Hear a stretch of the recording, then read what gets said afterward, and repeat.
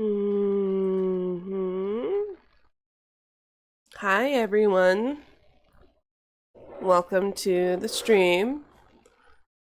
It's been a while. See if I can. I'm not very set up. Hopefully this isn't too bright. Okay, yeah, we'll just do the first setting.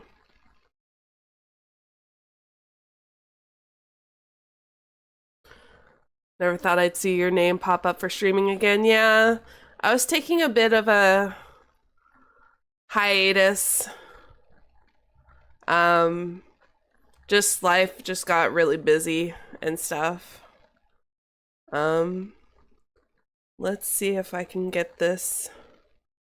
I turned 28 today, so I'm drinking some alcohol.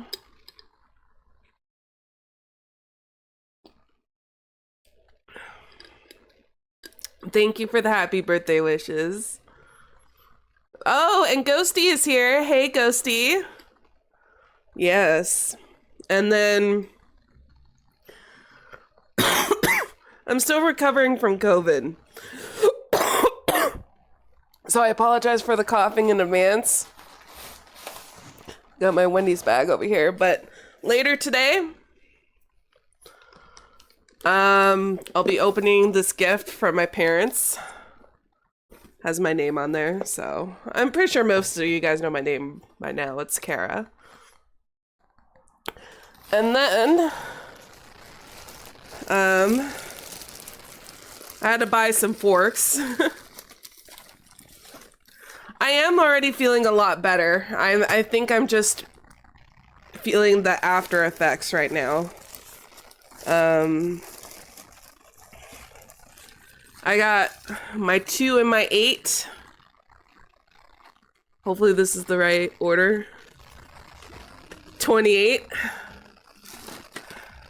I'll shower you with coconut cream pies. So I got my 28 because it's my big 28. And as inspired by Ghosty, because without her, I would have never thought about it. In a couple hours, we're gonna eat cake and blow out candles. I already ate pizza, so I'll probably be nomming on pizza and chips in the meantime. But yeah, Ghosty came up with the great idea. And hopefully it's going to be a lot of fun. Today we're going to be playing a bunch of different games. Juju said happy birthday. Aw. Tell Juju I love them. And let's see.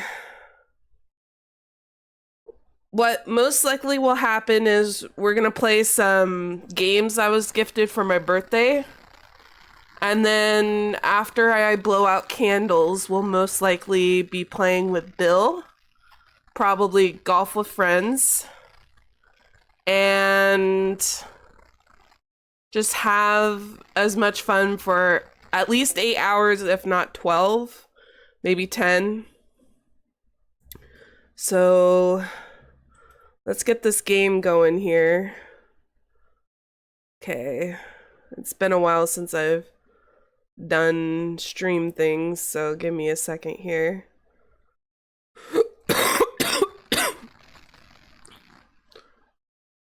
So this game should be popping up soon. There we go. Settings. There we go. And then game audio.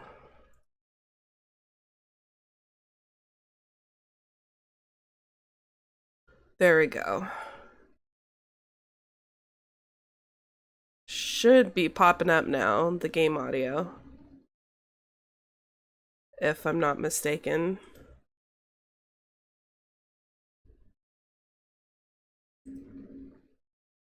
Okay. So we're playing the elevator game with cat girls. This was gifted by my friend Soapy. Soapy Boats. And I have no idea what it's about. She says that there's gay cat girls in it. So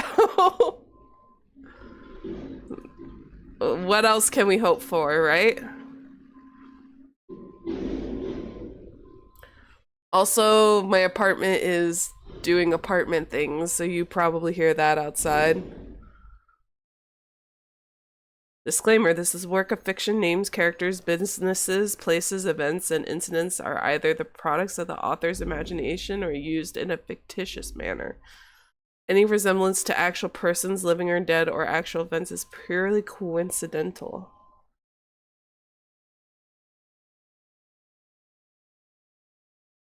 Contains content that may not be appropriate for all ages. Some situations depicted might be disturbing or triggering. Player discretion is advised. Okay.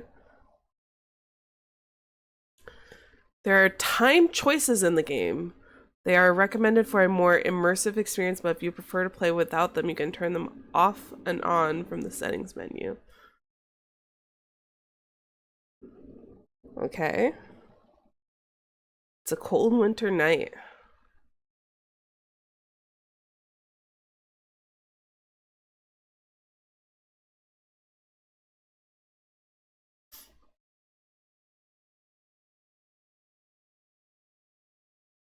Snow started to fall a couple of hours ago, so the cityscape is littered with a layer of white fluff. It crunches under our feet as we walk down the street. Kyrian. Okay. Hopefully you heard the voice acting. She said, "Ta-da, we're here."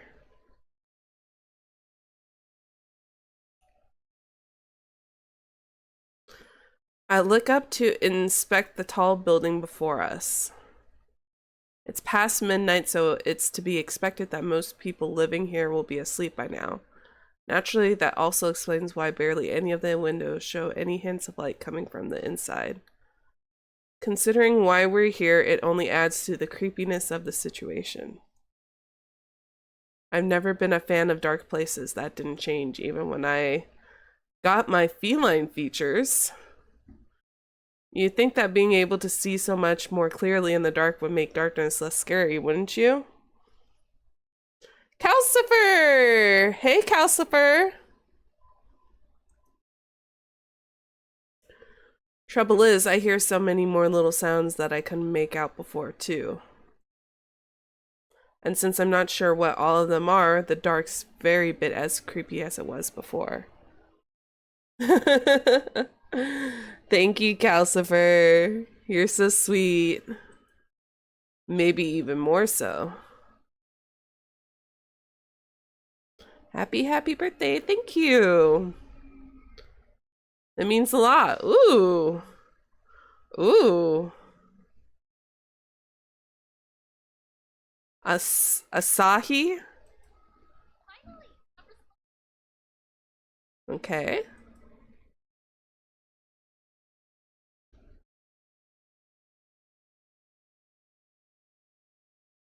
It's a fault of mine and one I'm not too proud of.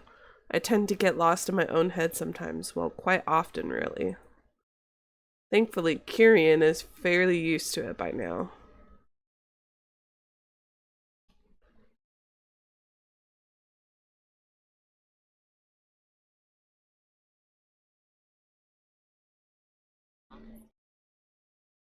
Oh, okay.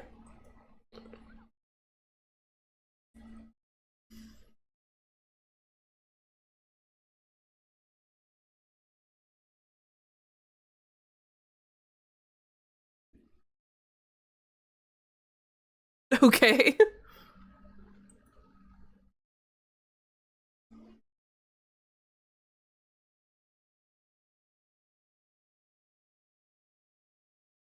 Okay.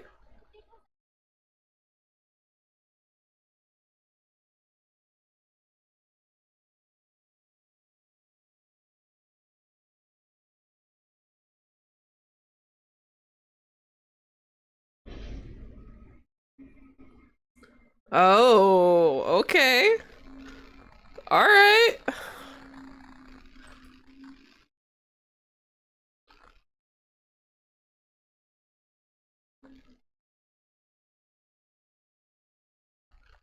It's one of the things I actually like about her. Oh, okay. Oh.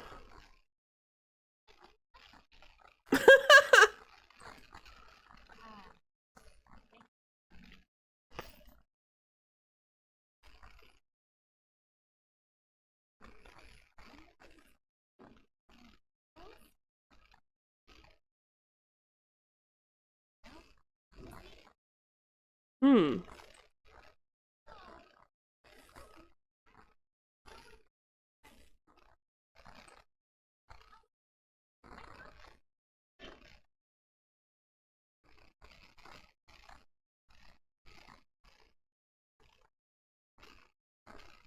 I stare at her for a moment longer before I sigh. I really can't argue with her, not when she's looking at me like this. I had a silent crush on this girl for the longest time and never expected to one day find out that the attraction was mutual. Oh. The fact that we managed to actually get together still feels so unreal sometimes. Aww. If it weren't for the fact that the change affected her too, it would probably have never come to this. As much as I disliked it in the beginning, it made me feel like an outcast among my former peers after all. Our shared experience allowed me to be there for her when she needed it most. It's a memory I'm always going to cherish, of that I am sure. Yes, I know it's a pretty twisted sort of memory to cherish. But how could I not remember it fondly when it brought us together? I breathed warmly on my hands, rubbed them together, and then jammed them deep in my pockets. It's not much, but hopefully it will keep some feeling in my fingertips. It's enough to let me focus on things in the here and now, at least, rather than just on how cold it is.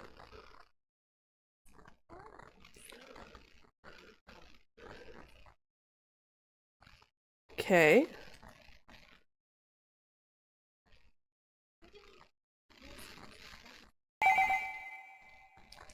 Whoa! Birthday biddies! Thank you, Bill!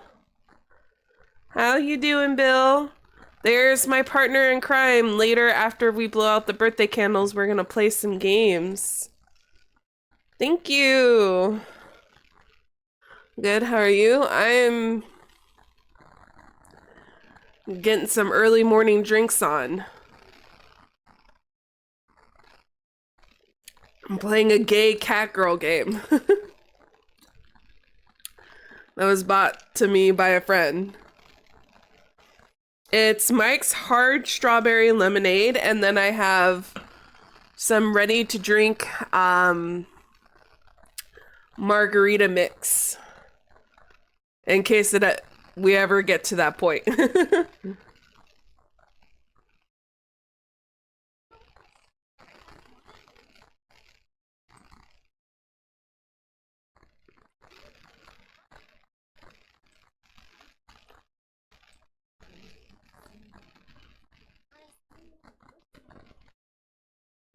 Oh. Nice. Pace yourself if you're going 12 hours. Sure thing. I also got a Coke. And then I got some Gatorade too. So hopefully won't be getting crazy drunk just yet. And I ate pizza before I started stream.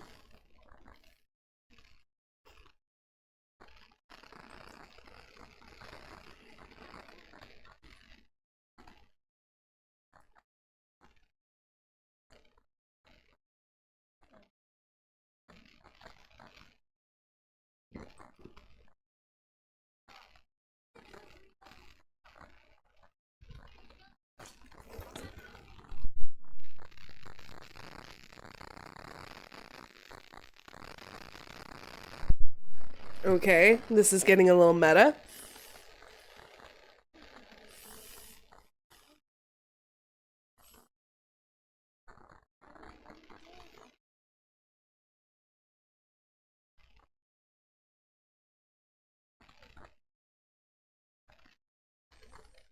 Cute little cat girls going on a spooky date.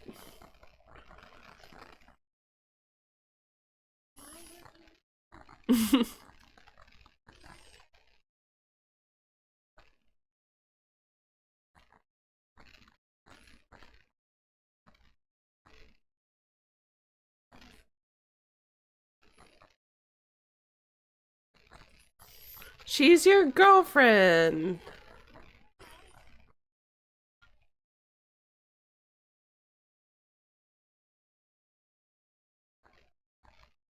Aww.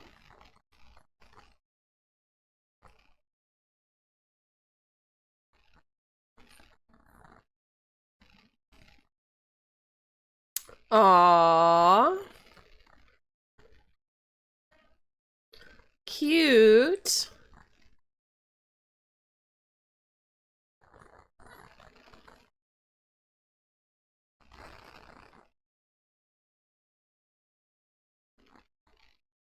Kieran.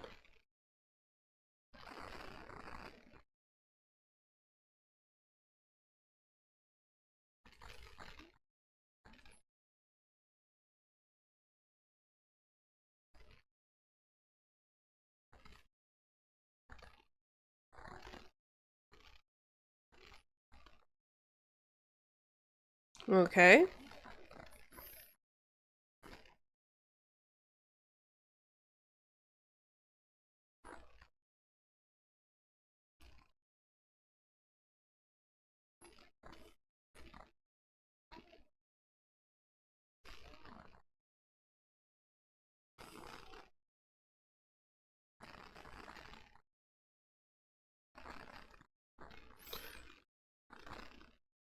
I stare as Kieran approaches the building entrance, presses one of the intercom buttons, and moments later pushes the door open. How does she convince people to trust her so quickly, to let her into the building like this? She's gone from my sight before I know it, a faint click as the door closes behind her.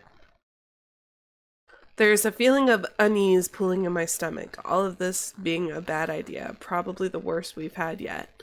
Just screams in my head. I'm so going to give Sapporo a piece of my own mind once all of this is over. It's not like I can really do much about it now. However, if I were to go after my girlfriend, saying I've suddenly changed my mind, it would undoubtedly make her angry. My girlfriend. Ah, this still makes me all giddy just to think of her that way. But hell, we snuck out of our houses through the window without our parents knowing just to go through with all of this. If I had a problem with this whole crazy idea, I should have said something way earlier. It's too late now.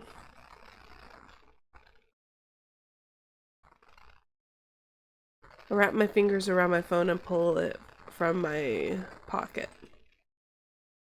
As I do so, I see the screen shows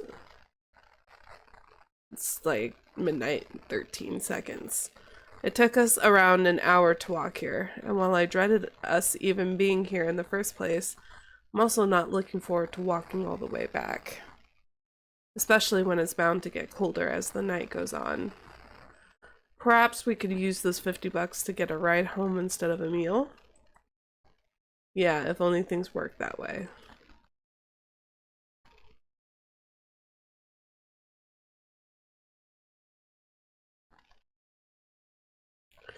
With another sigh, I turn away and start to walk towards a small park located in the middle of this godforsaken district. I don't know why part of it is a playground. There can't be many kids here in the day, can there? But it is, and there's a slide as well as a pair of swings. I'll most likely freeze my ass off if I sit on one, though that would let me lift my feet off the ground for a bit. The cold, snowy ground.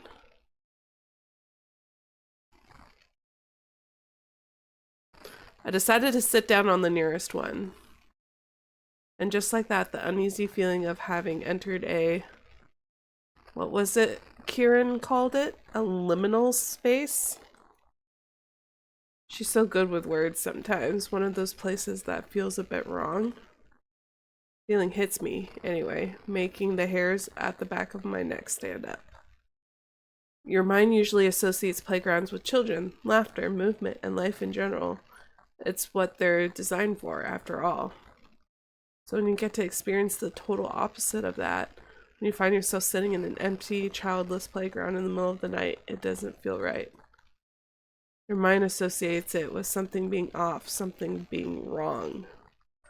Why are you here, Asahi, in a place you shouldn't be?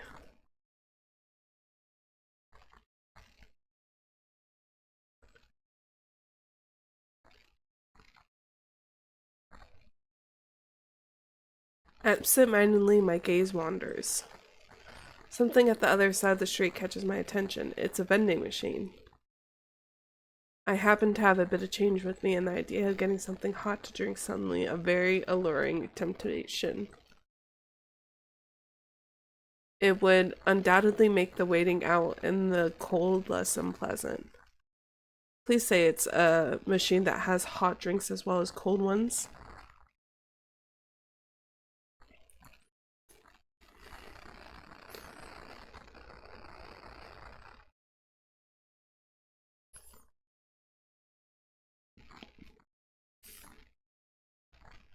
Okay. Let's see.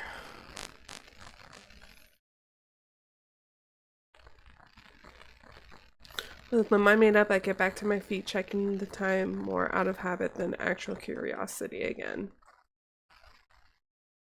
0:14. Only minutes passed since Kieran disappeared into the building, and I'm both surprised and not really.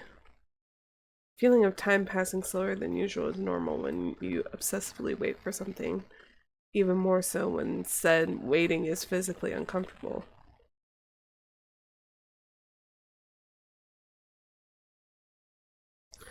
I make my way towards the vending machine without a second thought.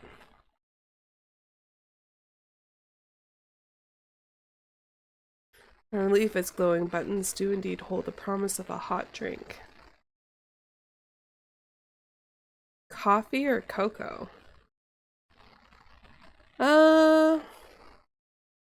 Let's get coffee.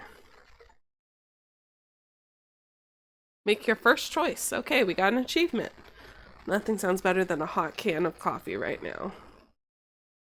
Not only will it help me survive the cold, it's also bound to give me an energy boost, one I could use for both the waiting and the upcoming inevitable journey all the way back home.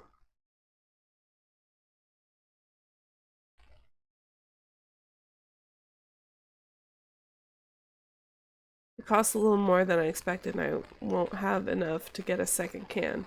So there goes the idea of treating Kieran to a nice warming drink for the walk home.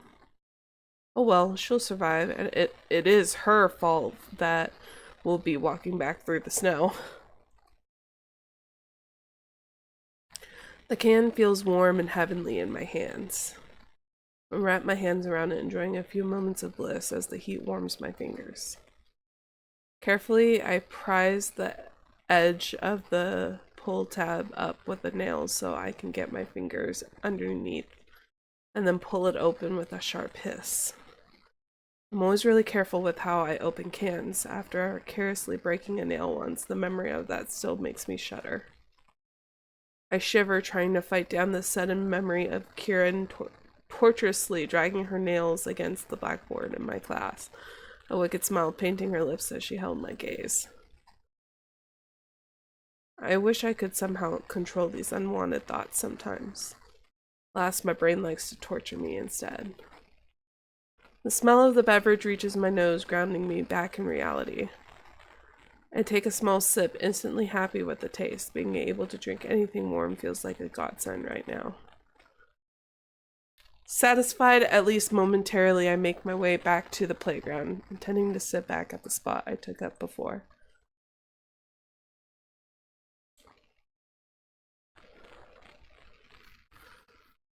I reach the swing and settle back down. As I glance up again at the building Kieran slipped into minutes ago,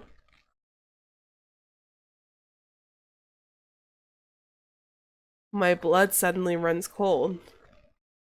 A sense of sudden panic swarms my mind as I try to make sense of what I'm seeing, A building that's dead to the world, all pitch black with none of its light shining through the windows anymore. Could all the residents have gone to sleep in the meantime?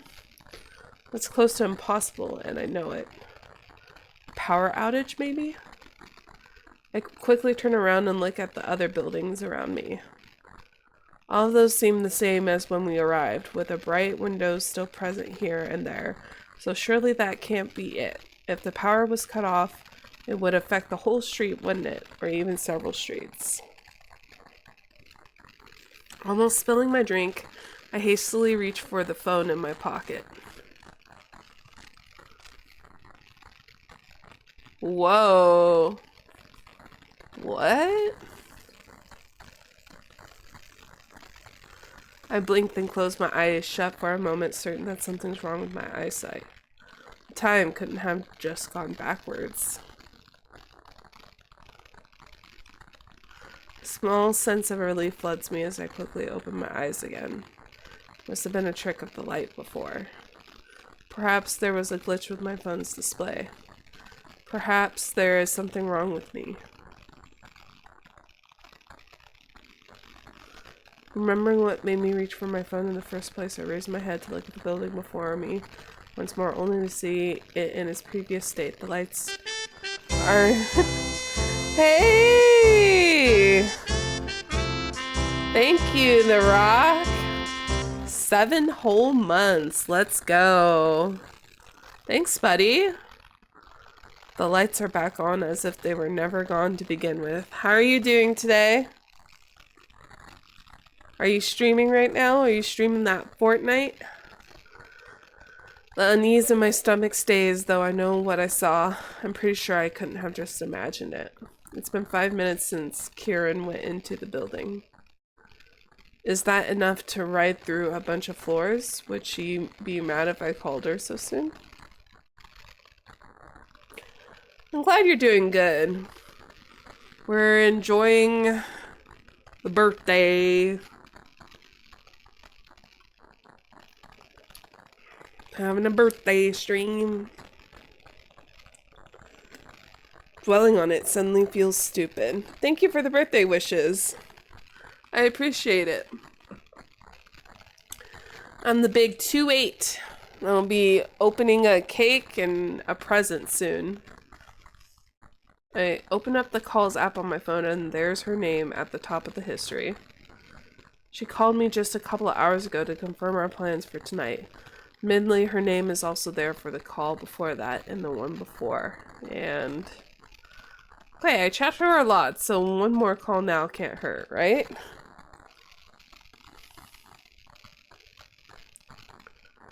I hit the redial button. Oh, it's not available.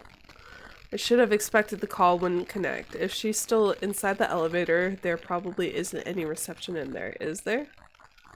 So what options does that leave me with? Going in after her? Waiting for another 5 minutes?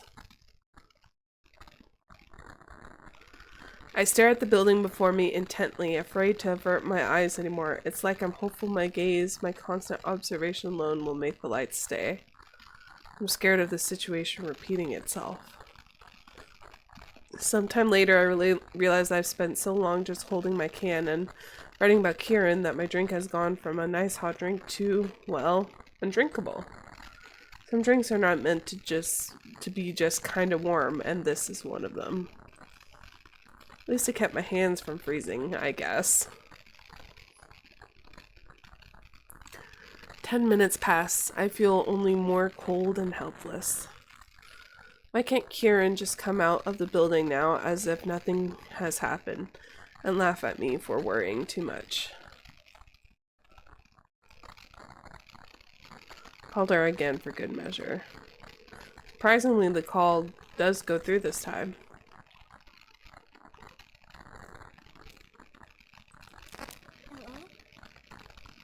What?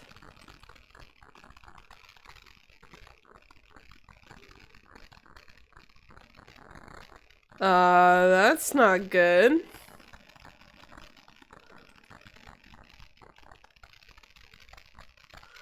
I'm not prepared for what I hear.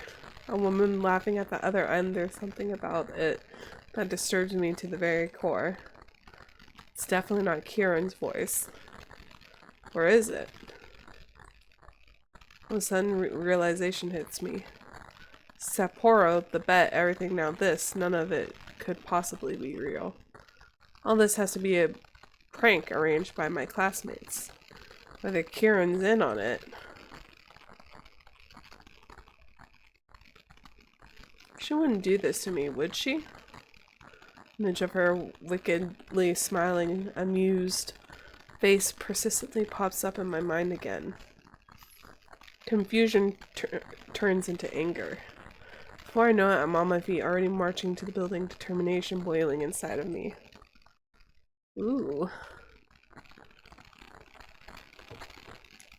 There's an obstacle before I can get in, though, as I obviously don't have a key to the entrance door. What kind of excuse would be possible at this sort of hour? I stab at the button that I think Kieran pressed, and then almost immediately regret it. What if I press the wrong button? What if I press the right one and sound stupid when the other person asks who's there? What if, to my surprise, there's a click from the intercom and then a buzz as I'm let in without a single word being spoken? Huh. So Kieran didn't have to sweet talk anyone. I try not to dwell on the unexpected invitation as I shrug it all off on luck.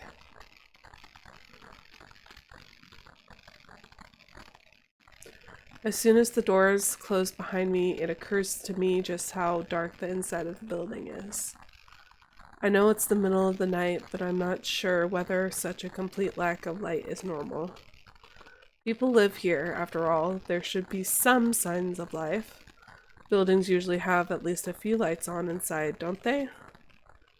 It's unsettling, although it doesn't make me as nervous as it used to. I know that my vision is going to adjust to the darkness in a moment, letting me navigate the place easily. I'm able to see a lot better in the dark compared to when I was still completely human, but it doesn't work instantly.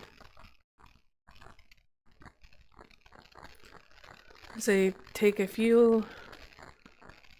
our first few hesitant steps into the building, the lights flicker on with a harsh buzz. Of course I'm being such an idiot. There are automatic lights in here. They come on when people move. Totally ordinary.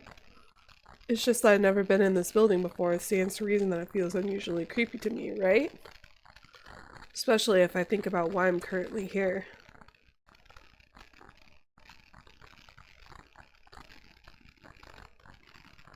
All that considered, it feels like it takes longer for me to reach the end of the long hallway than it probably should.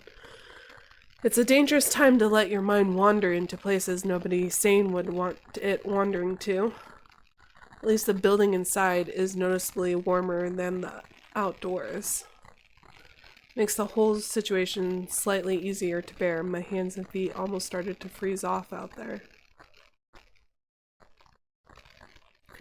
The next thing I know, I stand before the elevator door, rooted to the ground, with the sudden sensation of someone watching me.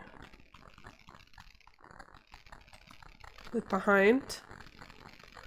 Abruptly, I turn around, more panic exploding inside of me as the automated light picks that exact moment to cut out. My first instinct is to get my phone out, but it let it illuminate the sudden darkness of the corridor, and Bastet knows what else is inhabiting it currently. There's nothing. Nothing that I'm able to see anyway. It's just the empty corridor, a row of closed doors along each side, seemingly the same as when I first entered it. There's nobody there. I don't feel any less on edge when I turn back to the other direction, bearing my back to all of that space again, pressing the elevator button as quickly as I can find it. A distant sound of machinery starting up pierces the unnerving silence, followed by a hum which indicates that the elevator is in motion. It's clearly on a different floor, so I wait for it to descend. Taking a deep breath, I try to calm myself. It feels like an eternity drags as I wait for the thing to arrive. Doors finally slide apart with a slight scraping sound, and the small compartment finally opens up before me, completely empty. Sure whether I should be surprised or not. Part of me hoped it wouldn't have to come to this, while another already expected for things to turn out this way.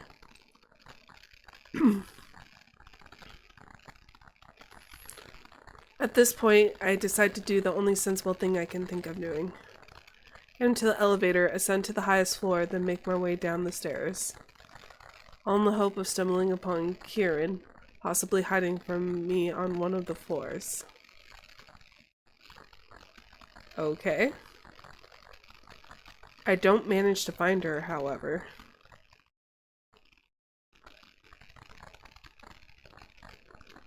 I check every single floor as I proceed downwards, but I don't see Kieran anywhere.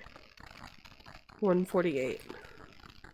Calling her again is to no avail. Curie, where are you? This isn't funny anymore. I send her a text message, feeling distraught and tired. She usually replies to me pretty quickly, but the seconds and the minutes tick by without any reply. I had a second message. Seriously, I'm tired and cold. I'm going home. I'm convinced that she's trying to prank me at this point. I mean, that's the logical thing to assume, right? Karen said she didn't believe any of this ritual mumbo-jumbo would work. She probably snuck out of the building the moment I got on the elevator. Perhaps it's her presence that I felt back in the corridor before.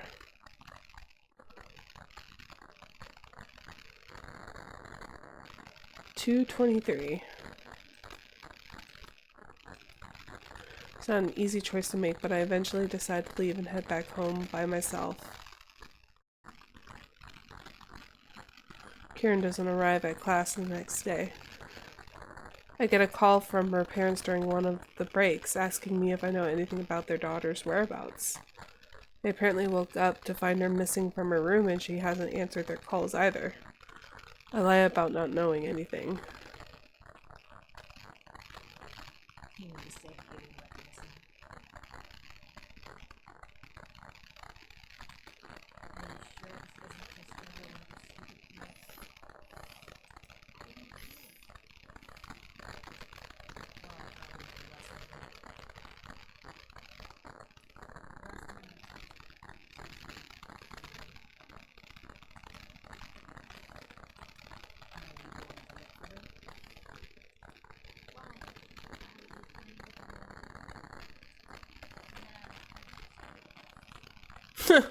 Okay.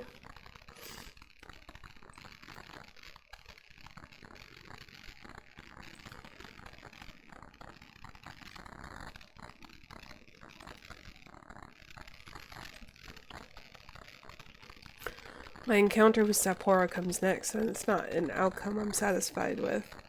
Our mutual friends claim they have no idea what happened to Kieran either. When the case gets reported to the police the next day, I actually start to believe them. Things are going way too far for a mere prank. Kieran, where the hell are you? Surely the elevator ritual couldn't have actually worked. Yes, I do stream on PC. The game audio doesn't look like it's working. Though.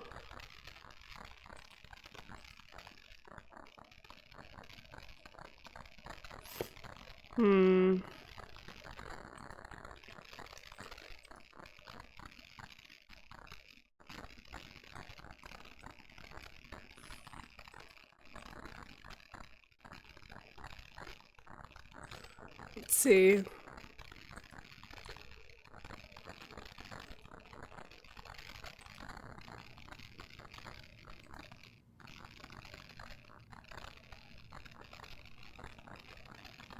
I think it should be capturing... No. I made some changes to my stream, but I don't think it's working properly. Should be working now. I do apologize if you guys didn't hear it before.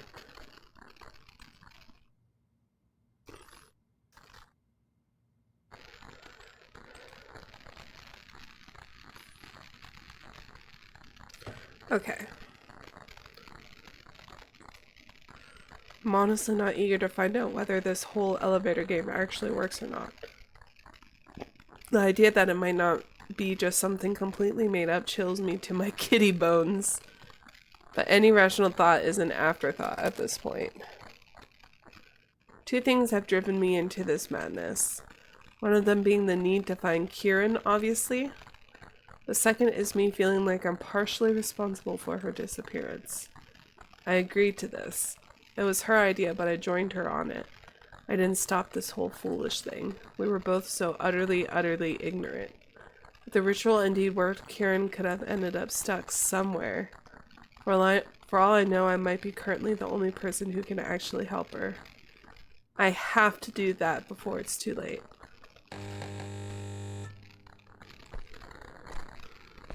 Okay. Deep breaths, Asai. Asai. Okay.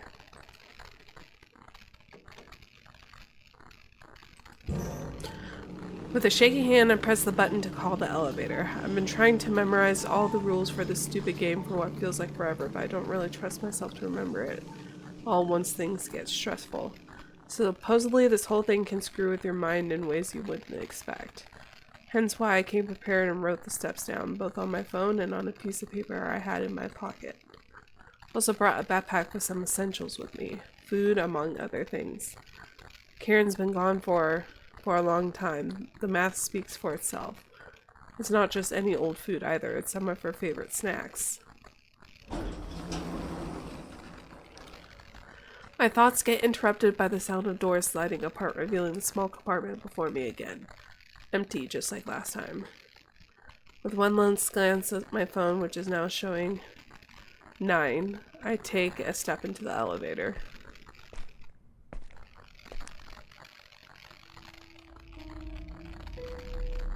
Right, I'm here now on the first floor, alone, just like I'm supposed to be. It's quiet, eerily so. Not even attempting this ritual would be the smartest thing to do, honestly.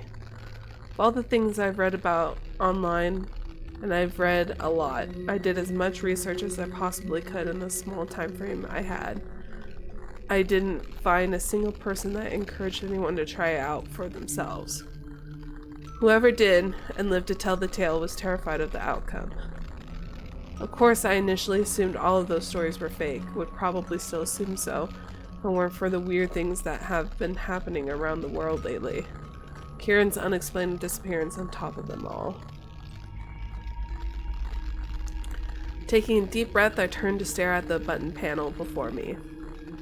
But before I decide to do anything further, I want to go over the rules in my mind one last time. From beginning to end, just to make absolutely sure I remember them all. Elevator to another world. That's the name of the game.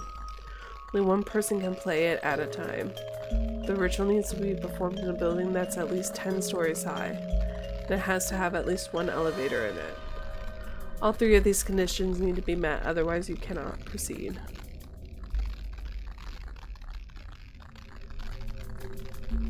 Instructions for the way there. In your chosen building, get into the elevator on the first floor by yourself. If anyone else is in or gets on the elevator with you, do not proceed. That's simple enough, already done. There's an order to the buttons I should press, which is straightforward enough. Press the button for the 4th floor. When the elevator reaches the 4th floor, do not get out. Stay in the elevator and press the button for the 2nd floor.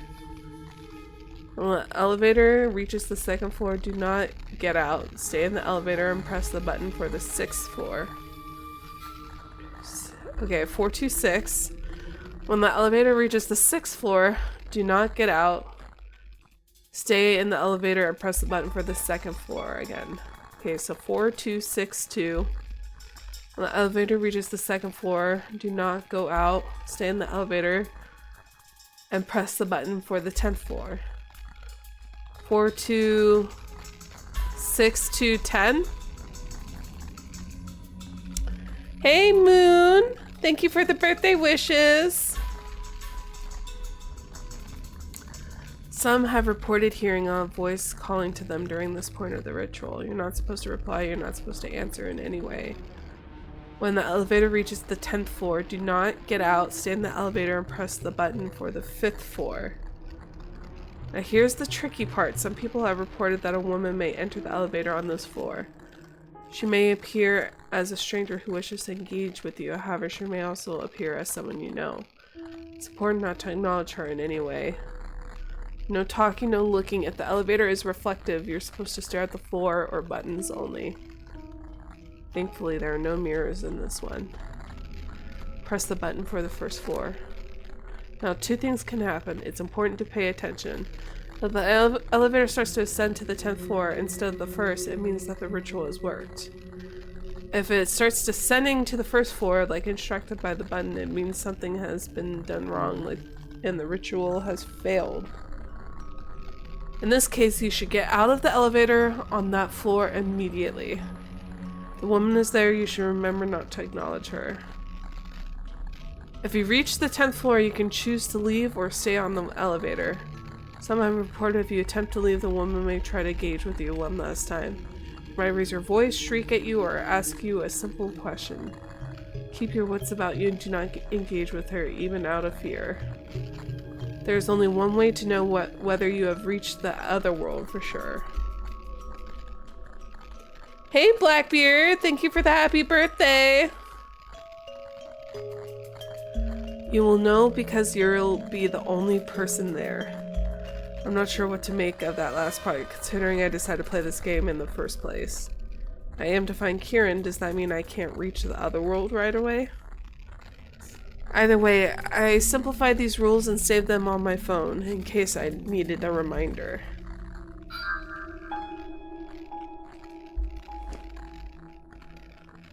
Okay.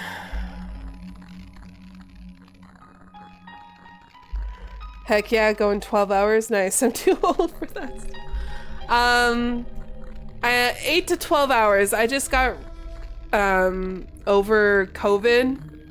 And so I'm probably going to be taking breaks. But I do have a present that I'm going to open for my parents on stream. And I also have a cake that I'm going to blow out some candles on. And I got some alcohol and pizza. And hopefully it will be a good time.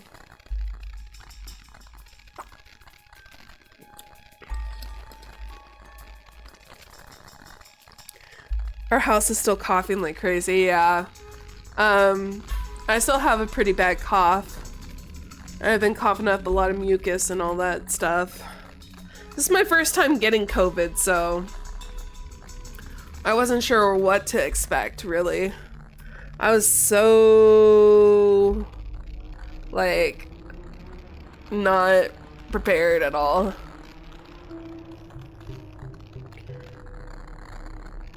Yeah, just clearing the gunk out.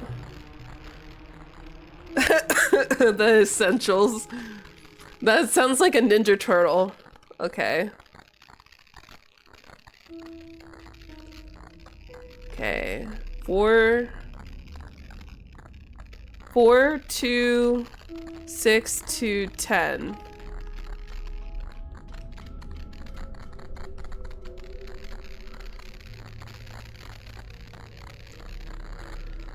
4, 2, 6 to 10. 5. 1.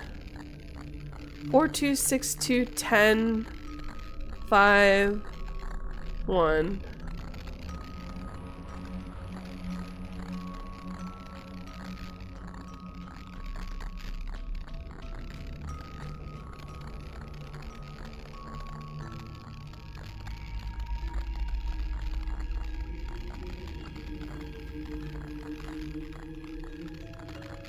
This is, oh my god.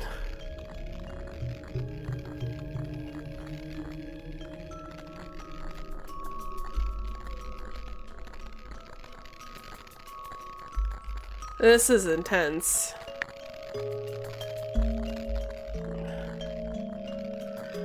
People have reported that playing the elevator game might mess with your head and make you forget things or make you feel disorientated, so I'm not about to take any chances. I have it all on a piece of paper in my pocket too. I have watched too many movies to be foolish enough to put all my trust in something that can break.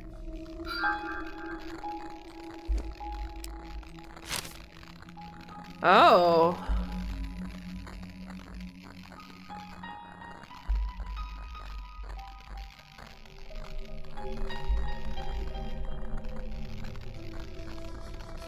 This is creepy. What else? Okay.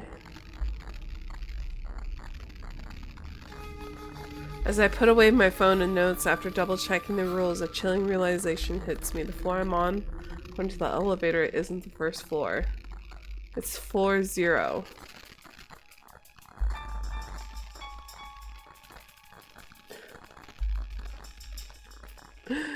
Your face is creepy. Wow, Rowan.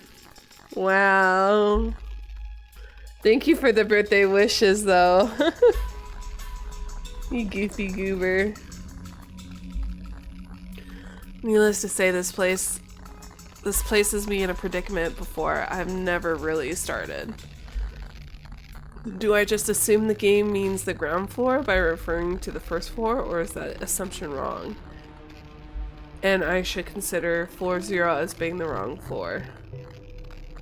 What would Kieran have assumed, for that matter? Would she even have noticed this detail to begin with?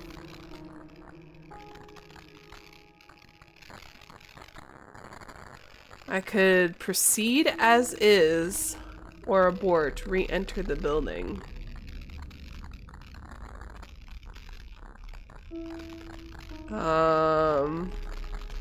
Let's proceed. Tough love. You guys are silly. I get the feeling Kieran didn't notice this detail. What if she got stuck somewhere precisely because of this fact? And in case she really didn't notice, does this mean I'll be able to follow her to wherever she is if I follow the rules according from this point on too? There's only one way to find that out. Let's try going this over. 4 is next.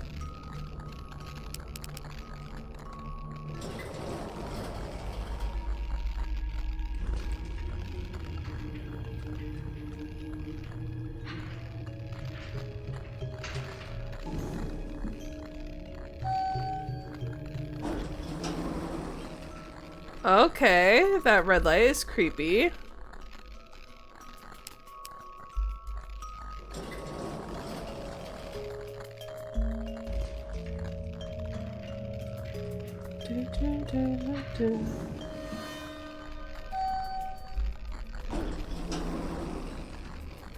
Okay, no creepy red light.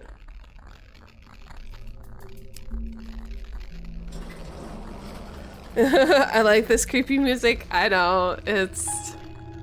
Oh god. It's a cat girl game. Gay cat girls. Oh. Or 2.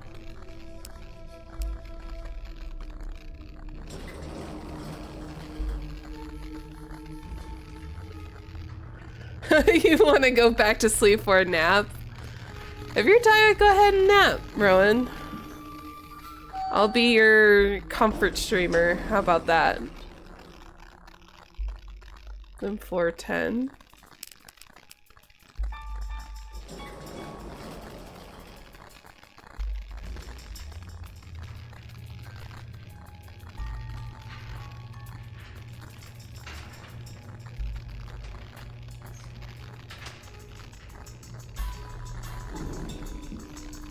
Thank you for saying happy birthday.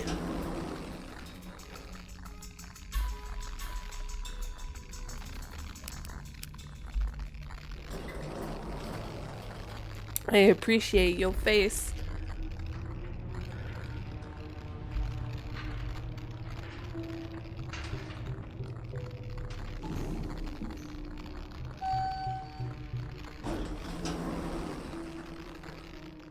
Okay.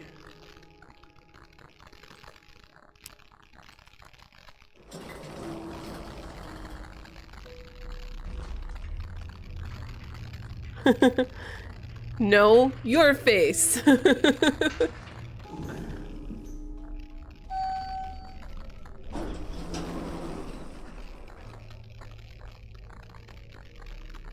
Okay.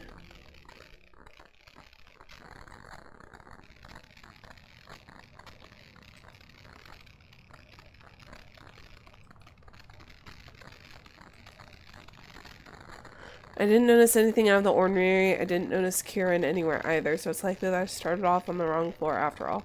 Guess I should be glad it's so late at night and the inhabitants of the building don't really have much of a reason to use the elevator. I wonder what kind of oddball wants to go up and down like a yo-yo. Either way, I gave it a try. I have my answer now. I believe it's my cue to leave the building. I re-enter the elevator from the first floor. Okay.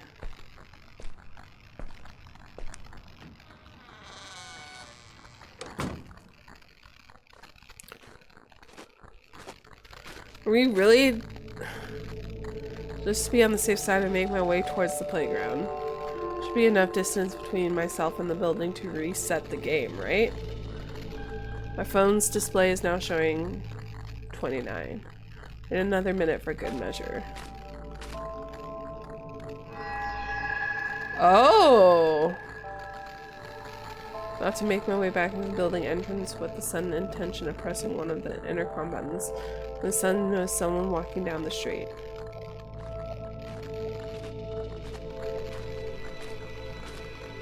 Not to draw attention to myself, I hunched down my shoulders and remained frozen in place, listening to the footsteps that keep getting louder and louder.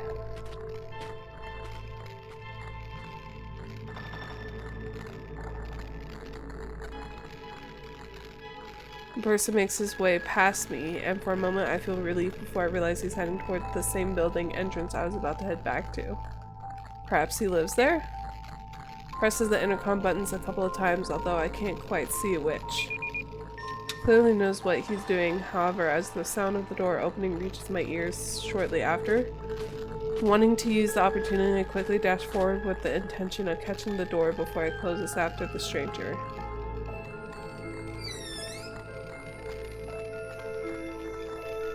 Oh! Thank you. Oh, do you live here?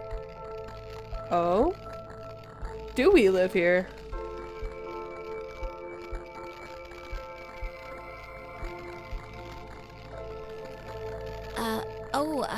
No, I came to visit a friend.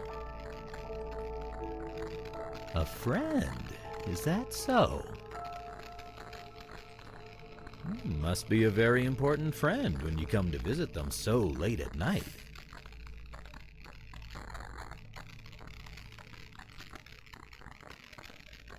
Please just go. Please just go. Have we met before? Definitely not. I need to go now. Ah, yes. Sorry. Don't mind me. Hey, Bill. Thanks for still being here. I appreciate you. Just be sure to take the stairs. The elevator's been malfunctioning a lot lately.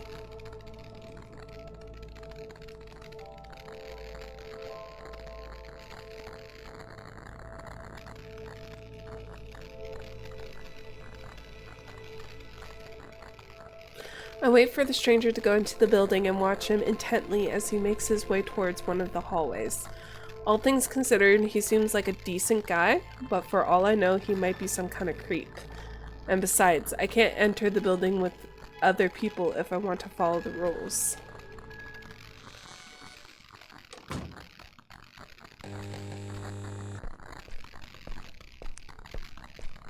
Climb the stairs, making sure I enter the elevator from the first floor this time around.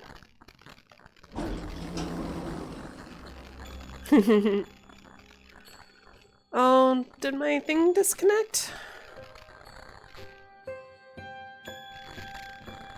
No. It doesn't look like it's disconnected, but it did drop frames. Okay. Okay. Let's give this another try. Hopefully the right one. Floor 4 is next.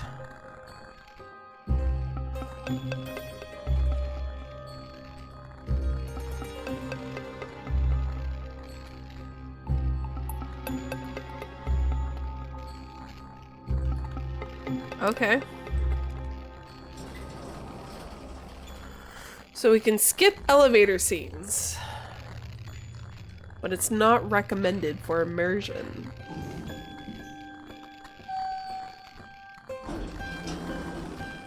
Creepy red light.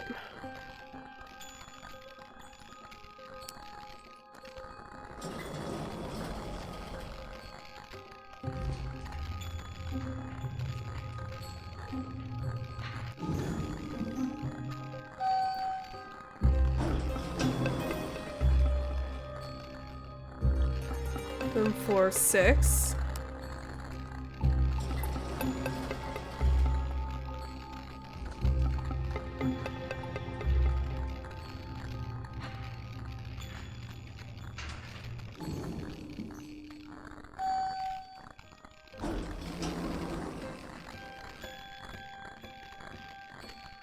Room 4-2.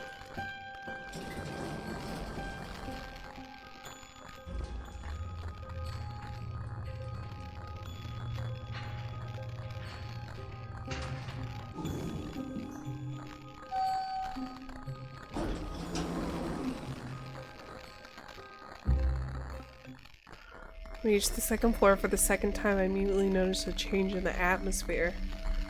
The feeling that something is very, very wrong hits me like a truck, making the hair at the back of my neck stand up. What is this? I can't shake off the overwhelming sensation that I should get out of the elevator right now. I can't quite explain it, but if I wasn't completely freaking out before, now it's very hard to not do so. It's almost like standing on rail tracks while a train comes straight at you at full speed. You know you have to move if you don't want to get run over. You know you have to move if you don't want to be turned into a wet, fleshy smear along the tracks. Don't move, I'm going to die. It's the lack of air that snaps me out of my stupor. I realize I've been holding my breath ever since the elevator stopped. I breathe in only to be greeted by a foul smell. It's almost like rotting fish mixed in with something I can't even name. I'm certain I didn't smell anything like this when I was here before. Number 10 should be next. Okay. Spooky.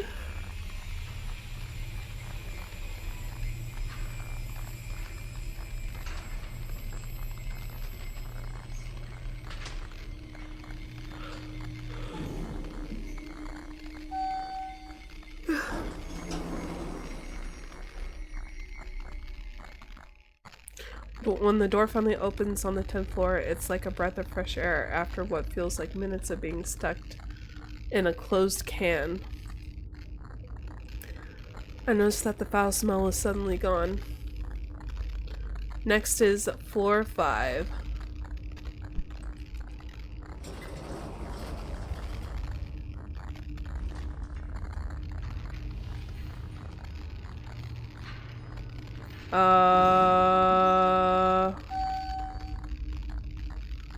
Huh?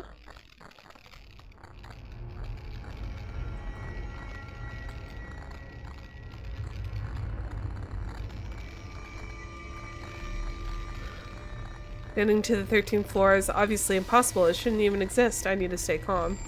Even if I'm unnerved by the fact that the elevator door doesn't open up when it supposedly arrives on the floor in question. Did the thing levitate out of the building somehow? That's crazy. Obviously some kind of mistake. Perhaps the elevator panel is malfunctioning. Maybe I'm on the 5th floor right now just like intended. There are no instructions for such a scenario taking place in the rules. So I guess I'm left on my own devices and better judgment. Does this mean the ritual failed since this happened? Does this mean something else entirely? I had to think of any possible options what to do next.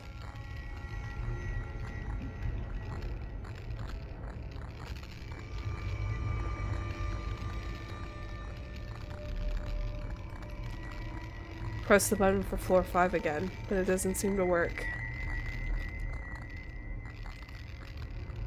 I guess we gotta open up the door. Press the button for opening up the door.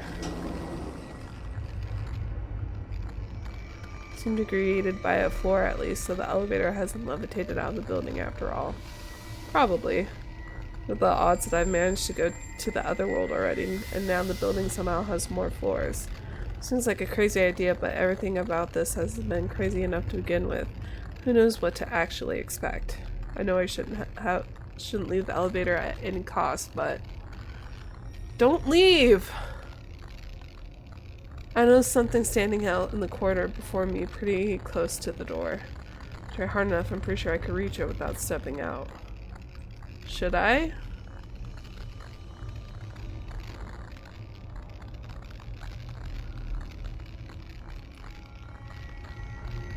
On my knees, careful not to leave the compartment. Then I reach out for the piece of paper that's lying on the ground. Note in Scarlet, found your first red note. April 13th, now we're letting those abominations into our school. Fucking great, just what we needed. One of them looks sort of cute. Wonder what she'd sound like when we set her clothes on fire. Okay. The date on this thing, there's no year, but if it's from current one, it could be from a couple months ago. Wait, isn't that from the day I transferred?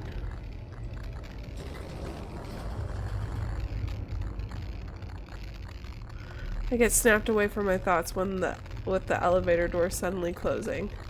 Or I can't even think about what to possibly do next. The small compartment is put into motion without my input.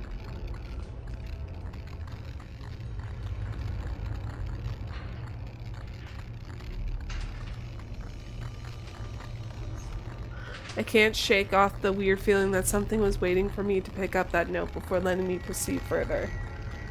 Did some greater force guide me? Was I being watched? The idea is absurd, and yet...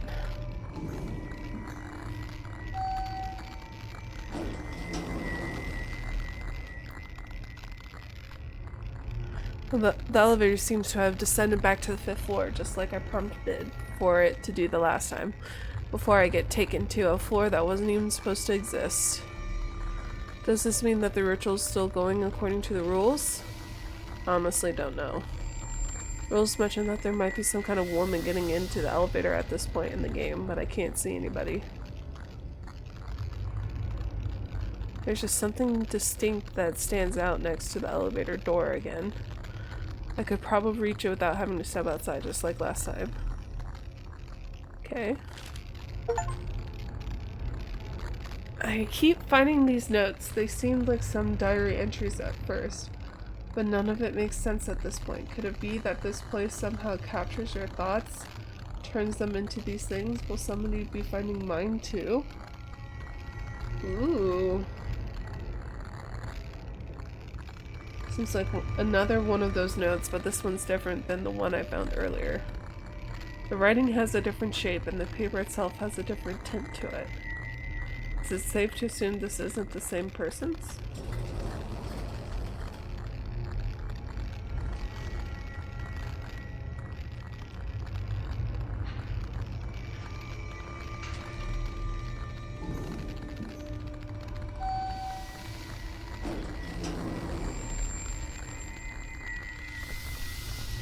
Not taking any chances, I take the silent invitation to leave without a second thought. Run out of the building as fast as my legs allow me to. What?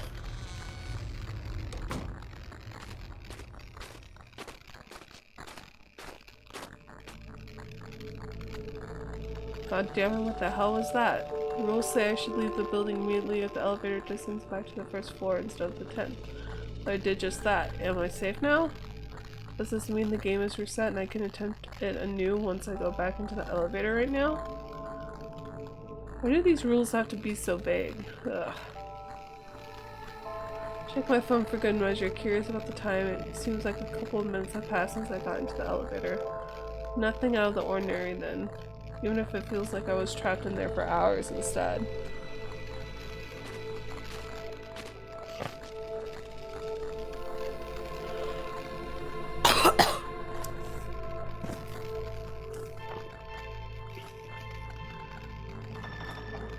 Deciding to take a short break, I get something hot from the vending machine. Coffee should be good for keeping me on my toes, even if adrenaline is currently doing the job pretty well. I made sure to bring more change with me this time around.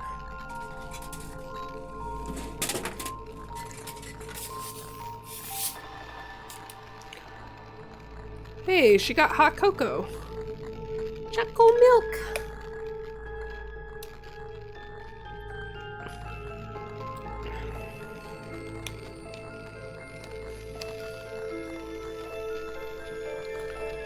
Huh? I reached to take out my canned coffee only to notice there's a bottle of chocolate milk instead. Did the machine malfunction, or did someone buy it before me and then just leave it here? It must be a malfunction. I did put my money in and I did hear it doing vending machine things. On further inspection, the factory seal is still intact, so it's definitely not someone else's half-finished drink. I'm still not about to drink it, but I suppose I can take it with me. Found some chocolate milk. Damn it though, this means I just used up my change and got no coffee in return. Stupid machine. Ow.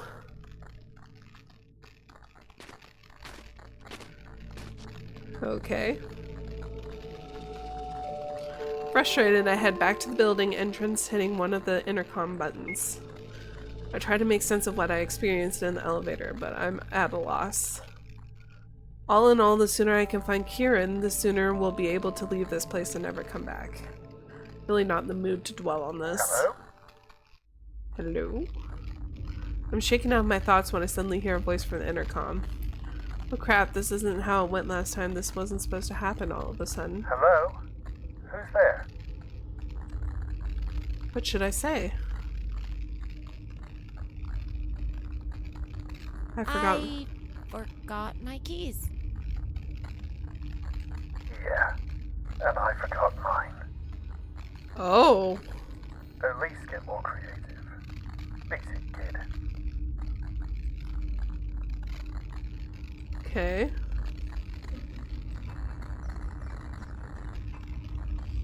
I just about want to curl up and die from embarrassment, but I force myself to press one of the intercom buttons again. A different one this time. Okay, see you soon, Rowan. I can't let this stop me. I will humiliate myself as many times as it takes. I need to get back into the building. To my surprise, I'm greeted with the sound of entry this time around. Someone simply lets me in, no questions asked, just like before. Victory! I exhale quickly, getting into the building. It feels so jarring how eerily quiet the inside of it is compared to the outside. It's like the door of the building is a portal to another world of its own already. Gathering my thoughts, I remember the notes I found. This has to mean something. I'm determined to get to the bottom of this.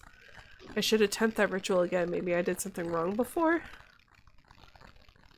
Hint, clues found throughout the game can lead you to new floor combinations and different endings. Okay.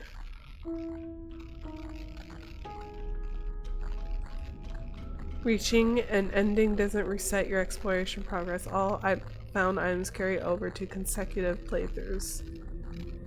Some things around the lobby may change as you explore the game. Stay vigilant and have fun exploring this bizarre setting. Okay.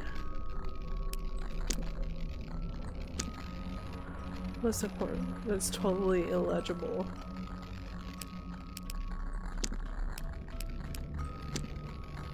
The Sudoku puzzle. Does my spider through the numbers or something? Those look like some cute bats. No, really, it's cute bats.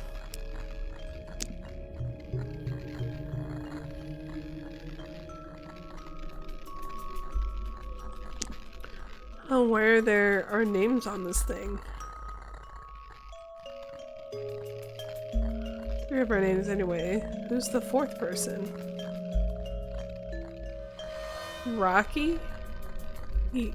Rocky? Pretty sure I'm not familiar with that name. Kieran, are you the one behind this?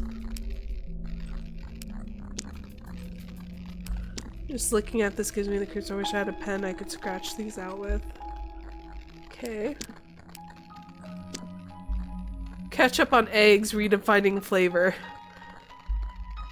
The fuck, says famous chef Warren Gamsey.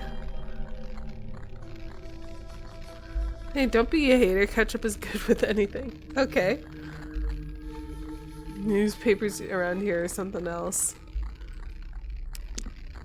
A frog and a sausage? What? Okay. Old phone. Perhaps this one would work since it should operate through a landline. I'm sure as hell doesn't have any reception around here. But it does require a coin, a type I don't have, and a small handful of change in my pocket. Okay.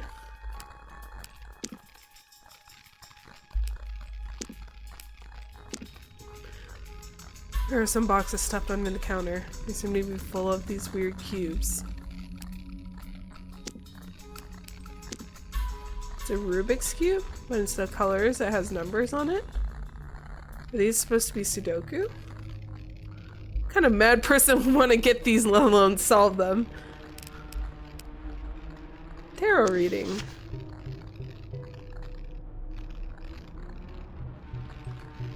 Actually been a while since I had my fortune read. It makes a living from tarot reading, so I'm no stranger to these. I find them pretty fun, and I can never resist the temptation of getting a glimpse into the future, as vague as it might be at times. That being said, maybe it's a number I should keep in mind. So, some kind of graffiti. Looks cute. Nothing of interest in those. Okay. Is that yarn? Oh no, it's totally yarn. The breaths acai, you can ignore it, just don't look at it for too long. Since I became a cat girl, I get the uncontrollable urge to play around with a yarn ball whenever I see one. It's like the yarn itself taunts me at my very existence. Not this time, you cheeky little devil. Okay. Whatever this is, it gives off a weird kind of energy, like it could stare right into my soul.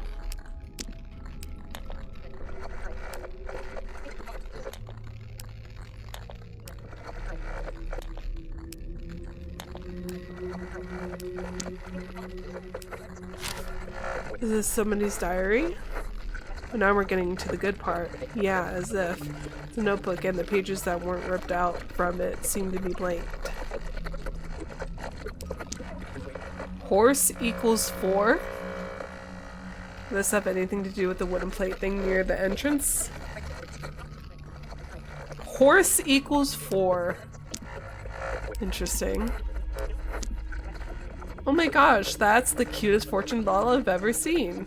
I don't know if I could order one of these from somewhere on the internet. Definitely something to keep in mind for later on. Somebody left their mug here. It's full of some dark liquid. I can smell a hint of coffee. It's obviously cold and they don't want to know for how long it's been here in the first place. It's an ashtray, but it's empty and clean. Clearly it hasn't been used recently. My nose is thankful. Card with 2 hearts. Okay. The radio stopped.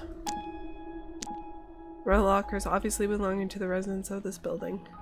Can this place possibly be so badly maintained that not even one of them has a readable label?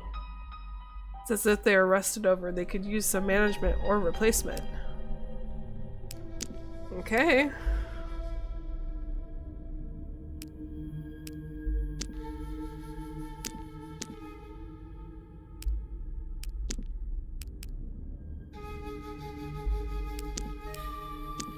Some kind of board depicting animals.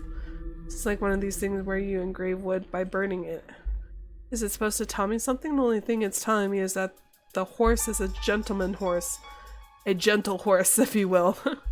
That being said, I have no idea why anyone would want to put something like this here. Perhaps they wanted for the rest of the building's inhabitants to see their artistic endeavors?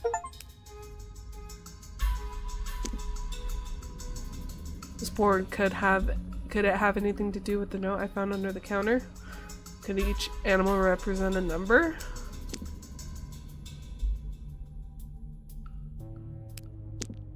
Fire exchanger. Hopefully I won't have a reason to use it. Okay.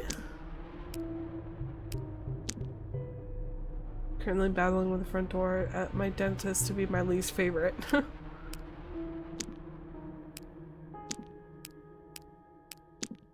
Lost and found, huh? It's lost and found reception window. I'm not sure if these are common in buildings like these. Seems a bit out of place for one to be here, if you ask me.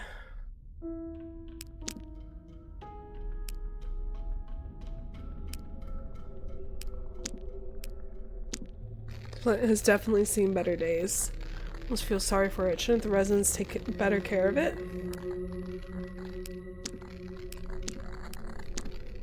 It's a clock, but its hands are missing. Okay.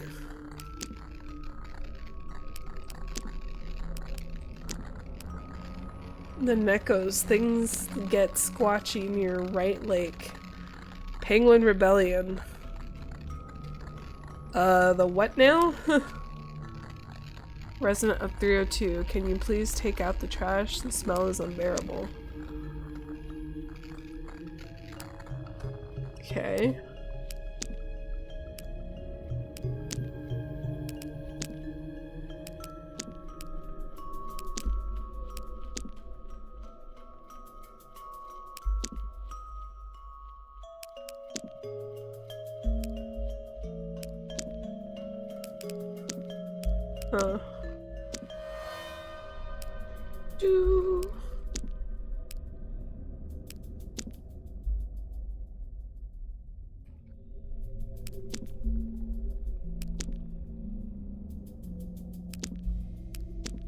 It says bread on the box. What would bread be doing in a place like this?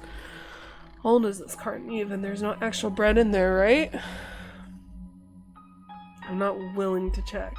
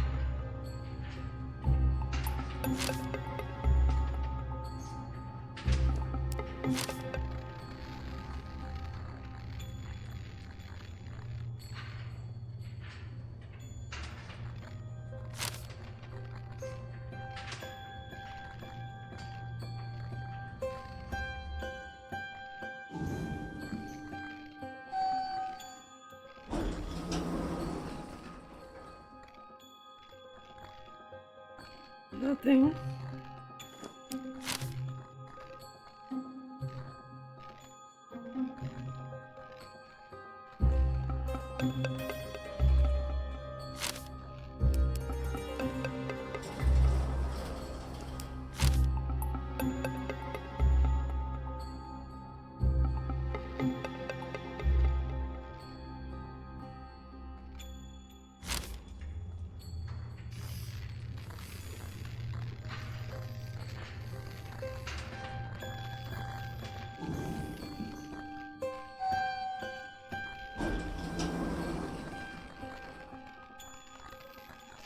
Okay.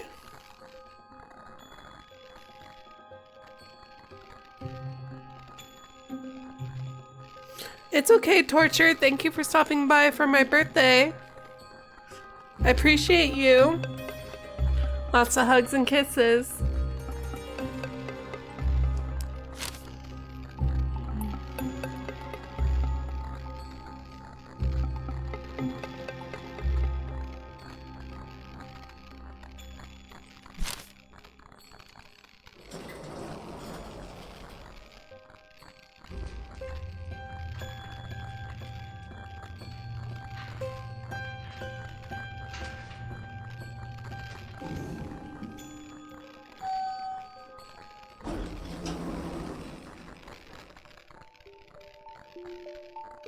Oh, wow.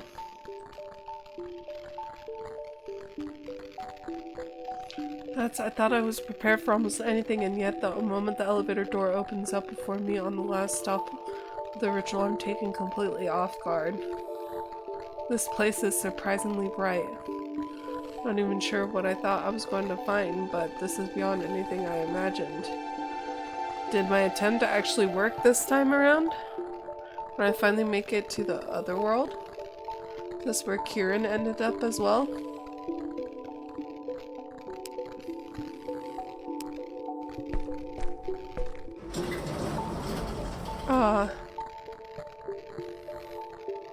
Carefully, I take a step outside of the elevator, daring to put myself into the weird and lurid landscape.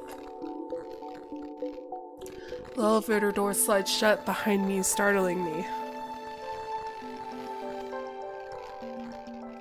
I turn around to see them looking just like they always do, pretty nondescript dark metal with a few scrapes and scratches. Almost reassuringly normal right now. I'll when I press the button to open the doors again. And that doesn't sound good, the doors don't move either. So I think I have two options. One, I can panic because I don't seem to be able to go back right now. Or two, move forward and explore wherever on Earth or off Earth I am. Place I've been trying to get to since I got here. No turning back now, Asai. Asai.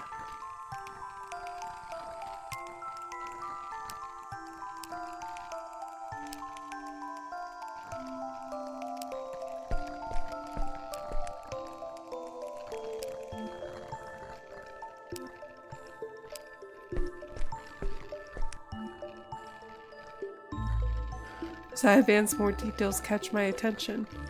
The opposite wall at the very end of the corridor seems to be missing. The whole corridor also seems to be stacked with some strange dark boxes. Some have odd shapes. Something about their texture perplexes me. It almost looks like those kinds of materials that eat up all the light around them and don't reflect anything back. What if touching one of them will eat me all up too? I have to be careful. I'd rather not touch anything around here if I don't have to. Okay.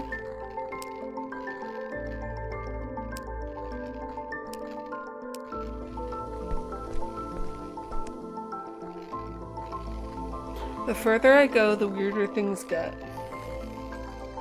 The corridor eventually ends, but the floor keeps extending further past the stairs in the form of a lowered landing.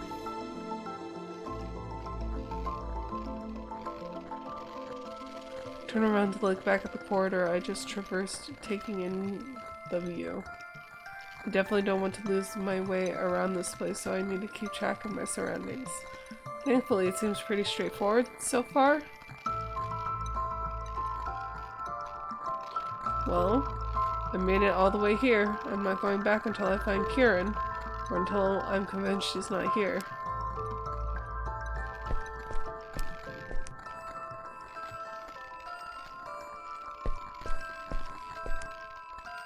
Oh, I'm not sure what I expected, but this is really the other world, isn't it? I can't believe this whole crazy game actually worked, that this place actually exists. Or maybe I just don't want to. I guess I can't really argue that it does. Just what is this place?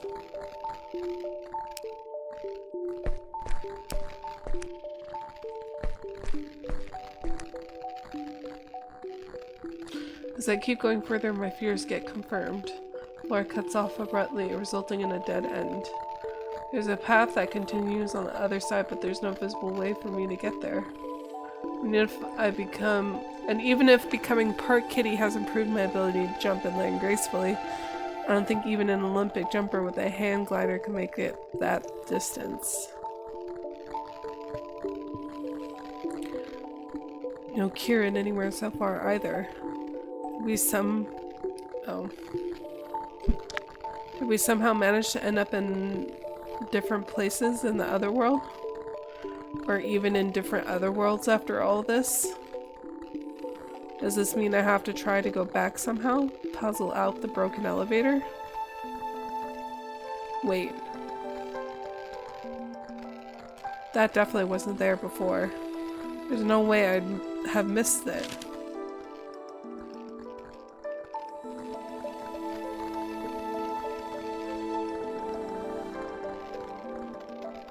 Will Asai come and help me this time too? Will she come to my rescue just like she did these past few months? I don't deserve to be loved by someone like her. I don't deserve to be loved. Aww. What is all this? Asahi? Asai? Kieran? There's Kieran! Are you? Is that really you? Only if you're really you. No. Why are you on the other side?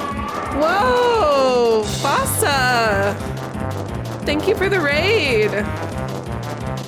I appreciate you. How's it going? Thank you for the birthday, Auntie. Ooh, just chatting. Were you doing other games besides just chatting, Fasa? Thank you, Ghost Rider, for the birthday wishes. We're playing the elevator game with cat girls. Thank you, Bill, for the extra biddies. How are y'all doing? I'm drinking too as well, so let's take one for the boys, right?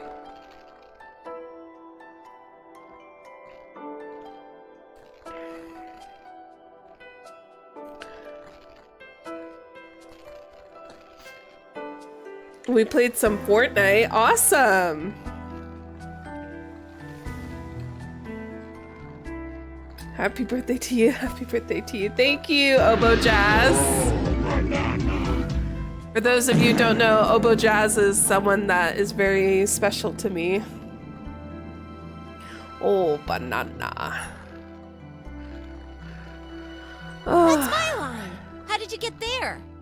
Through the elevator, of course. Why? Did you have a lot of fun playing Fortnite? It's Pornhub. It's Pornhub.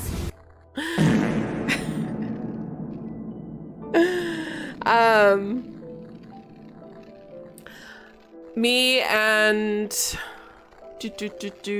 Bill Nye were thinking of playing golf with friends in a couple of hours if you wanted to join Fasa. If you're too busy, that's okay. Friends are welcome to join for the birthday stream. Ooh, Overwatch is downloaded. Let's go. Thank you everyone for the birthday wishes. I appreciate it a lot.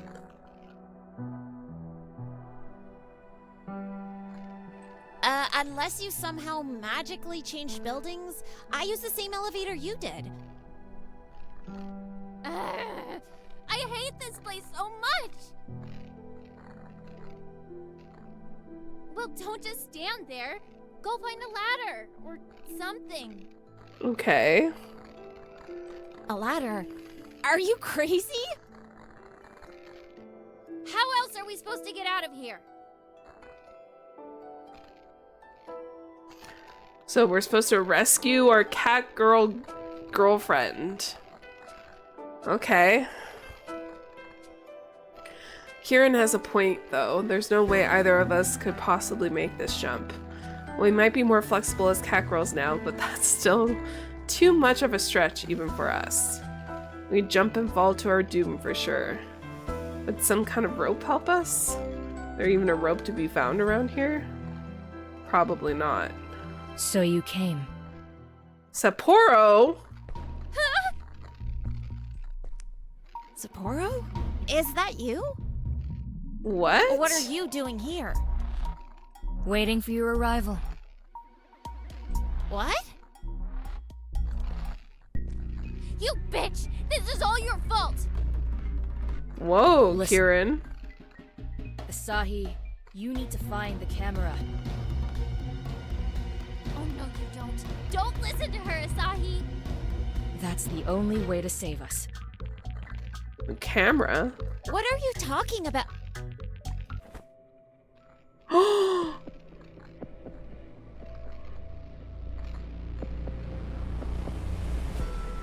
Whoa.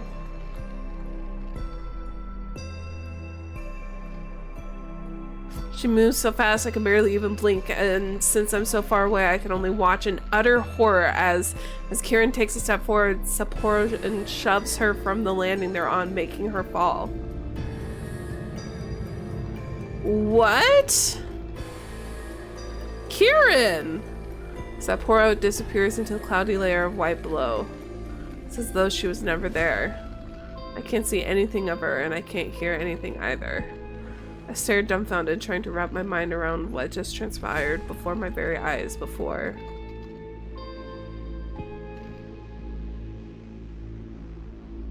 When my gaze wanders back to Kieran.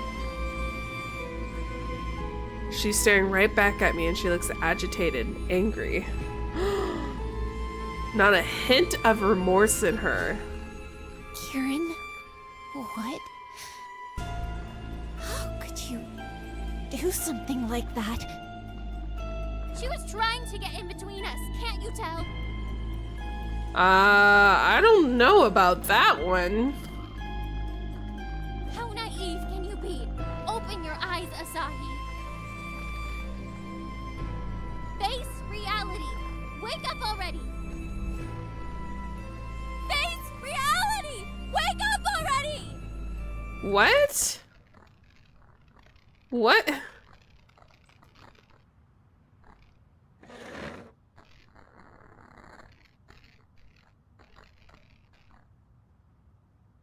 Here, what?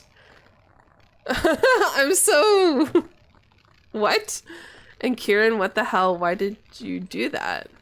I know you have some sadistic tendencies, but that was going way too far. Did she actually? Quickly reached for my phone, intending to text Sapporo when I noticed a bunch of texts from Kieran instead. Hey, we still going? I'm at your window, come on. At my window? Right, we agreed to go to that building tonight. I must have fallen asleep.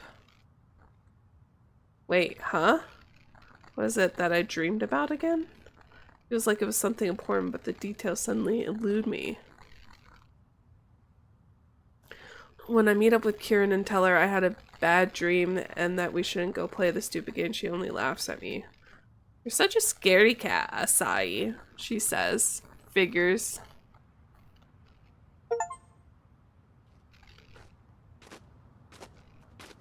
It's a cold winter night. Ta-da! We're here. Is this like a repeat?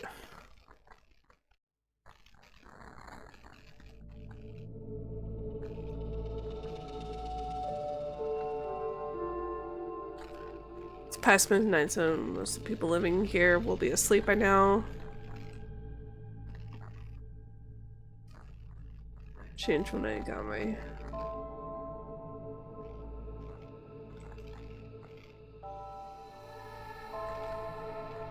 I think it's a repeat.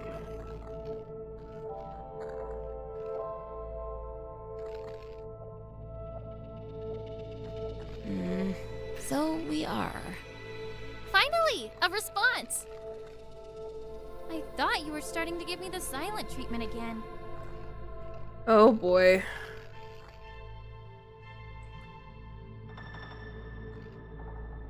Kieran is a little bit evil. Of all the buildings in the city, you just had to choose one which seems super creepy. This has to be the... Oh, but you know it couldn't have just been any building. This one is And by perfect, you mean... meeting the conditions and being less than 10 miles away from our homes. Or are you enjoying our walk in the snow together so much that you'd like to prowl around aimlessly for another hour? This game is spooky. Because I don't know about you, but I'm really starting to feel the cold.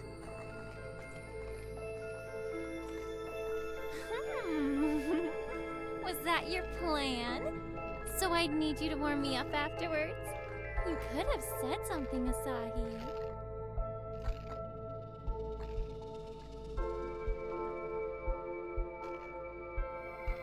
Okay. Oh, why did I sign up for this again? Because you love me. Ah, yes. I guess let's save. Say, do you get the feeling like someone is manipulating someone else for their advantage over here? No? Just me? Oh, come on. Don't be like that. You know I'm happy you decided to come with me. I'll make it up to you. I promise. This is so weird.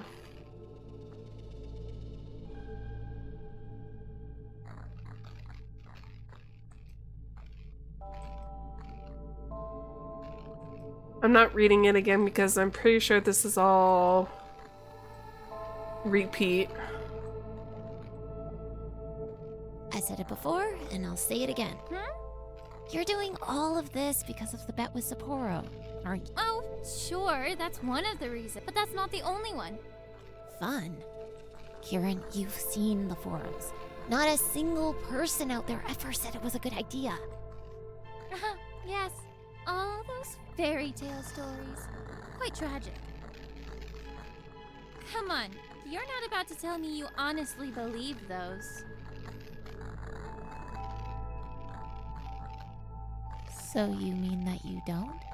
Seriously, girl. We live in the real world. Spooky, scary skeletons don't just pop out of nowhere because someone decided to be an idiot and press some buttons in a certain way.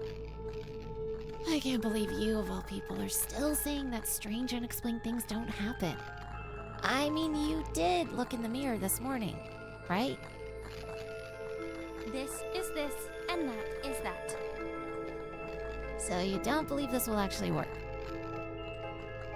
Remind me why we're here again? We are here to prove a point. Namely, that Sapporo can suck it.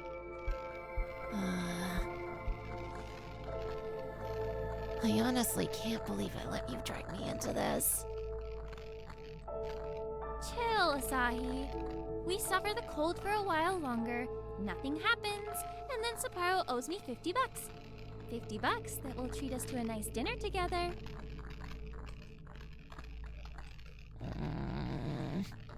I suppose dinner with you is a pretty good incentive. Aw. See? I knew you'd come around. She's gonna go out with her killer girlfriend. That being said, wish me luck and all that jazz. Kieran? What? I'm the one who should be getting cold feet here, not you.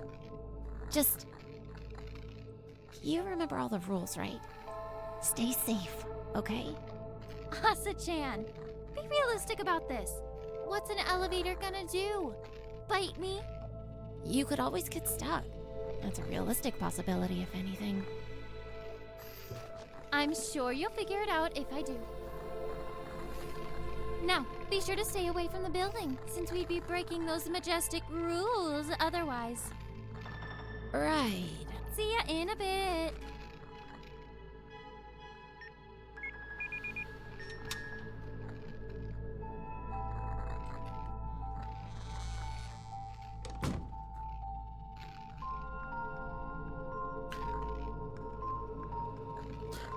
Okay.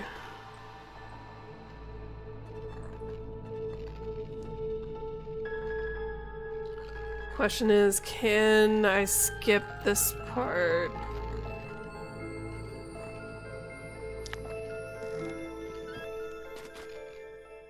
Let's do Coco.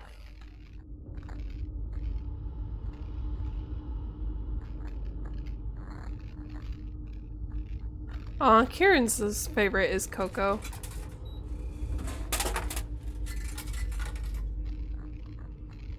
Oh, look at the little kitty cat. Yeah, it's about time I acknowledge the fact that I've started to consume more sweet stuff because of her. Even though she says I'm sweet enough as I am. It's only when there's a clunk of coins in the change slot that I realize the cocoa is a bit cheaper than the coffee, meaning that I'll be able to get a can for Kira when she comes out too. That's a nice surprise. As I work on opening the bottle, I realize how warm and heavenly it feels in my hands. My hands around enjoying a few moments of bliss as the heat warms my fingers. Take a small sip, instantly happy with the taste. Being able to drink anything warm feels like a godsend right now. Pardon. Ooh. We're meeting a new person. Oh, it's the same dude as before. Confused, I looked to the side only to notice a stranger standing right next to me. What is he doing here, and why is he staring at me like that? Would you mind telling me what time it is? I tried to remember what time it was the last time I checked my phone and come out blank. How long could it have taken me to get my drink? Vague idea that the guy might be asking me this just to steal my phone passes my mind, but I try not to panic. Maybe he just generally doesn't know. Maybe he forgot to take his own phone with him or something. Take a careful look at the screen. It's 1:23 a.m. Ah, perfect. Such an easy number to remember, isn't it? Sure. Excuse me? 1, 2, 3. Though you might want to add a 4 to that. 1, 2, 3, 4. Oh, and 2 more things. First of all, you dropped this. Okay.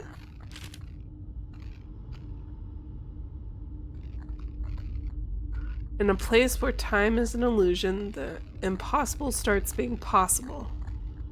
There are places in the other world where electronics do work. It's the last piece of the puzzle I need. I dropped this, but it's not... And second, take this. Why are you giving me this? It might come in handy to you, if you ever end up being lucky. Lucky, huh? Lucky? Have a good evening. I'll try. Got the lucky key. Okay.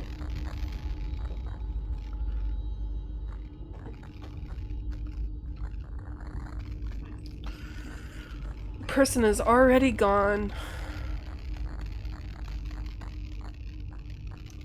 Can't see him on the playground anywhere nor on the street.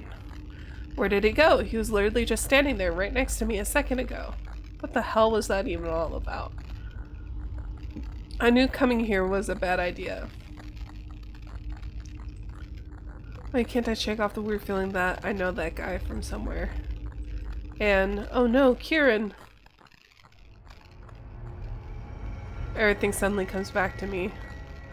Everything suddenly dawns upon me. Run into the building entrance without a second thought.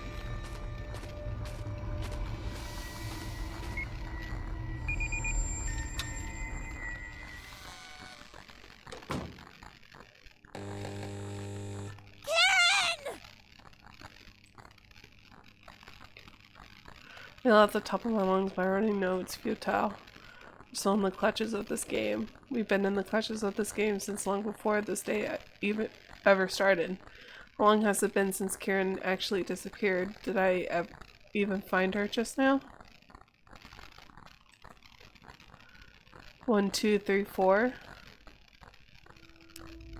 Okay, let's take a look around.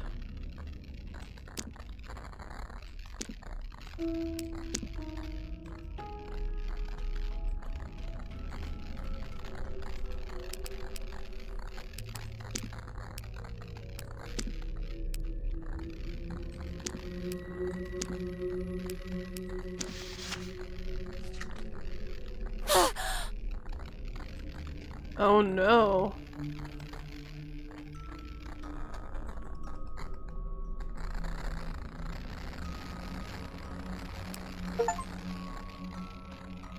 I picked up the sacrifice card. Okay.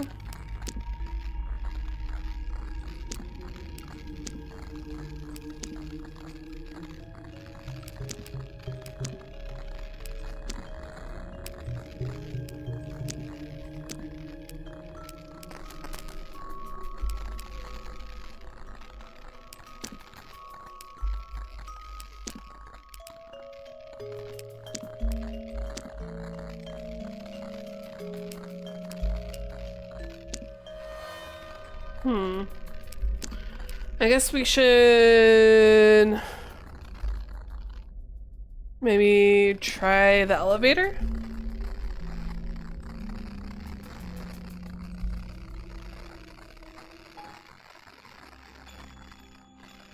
He said 1, 2, 3, 4, so let's try 1.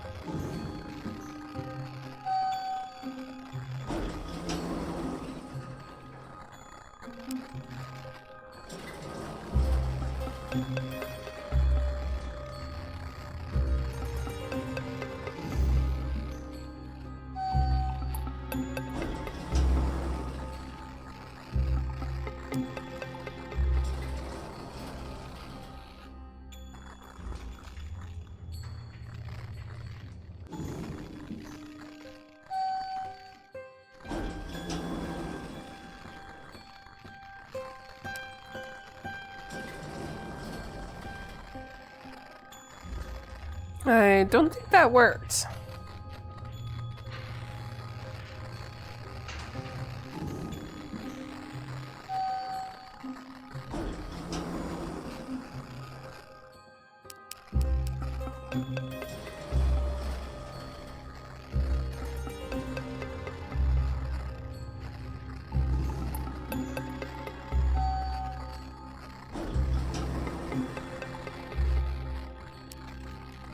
Let's try it again.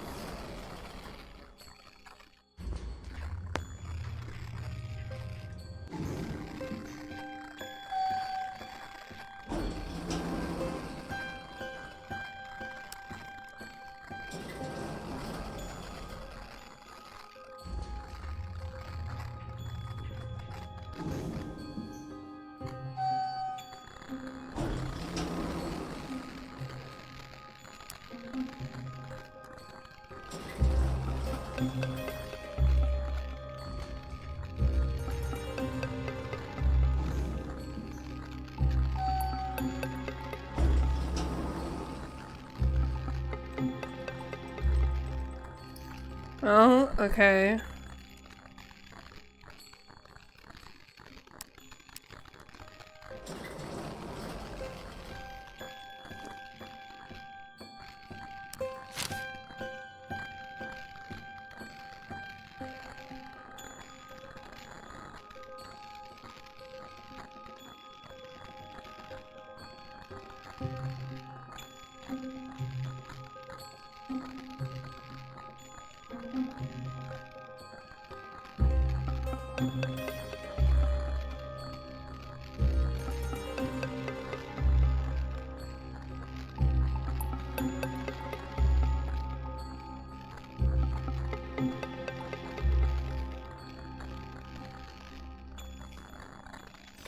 Should we... I guess we should try...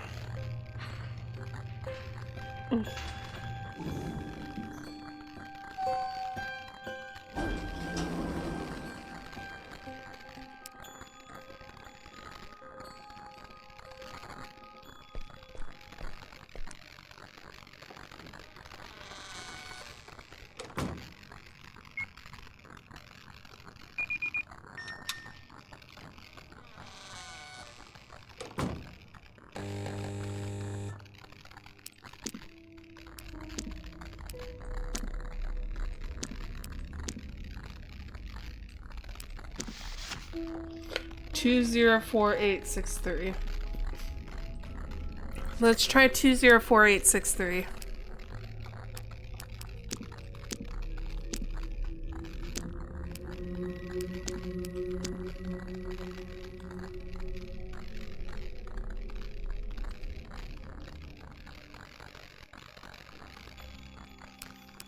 Two.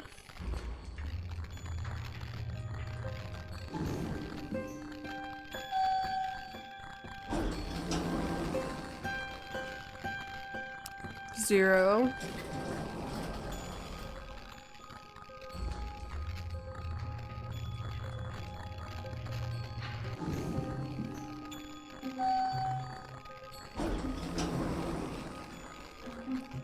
Four.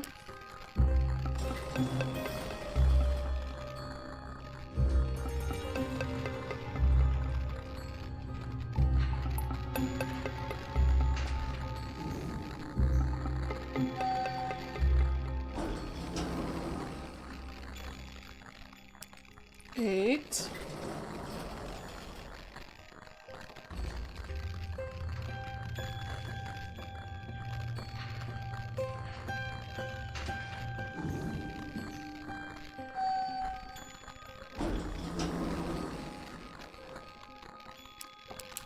Six.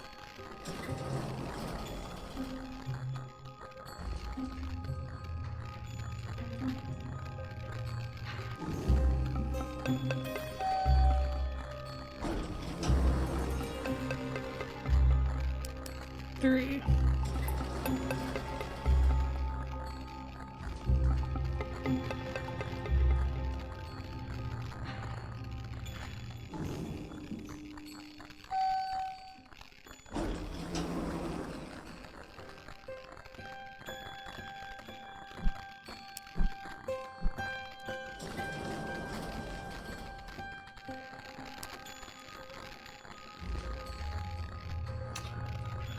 Well, those two options just didn't work.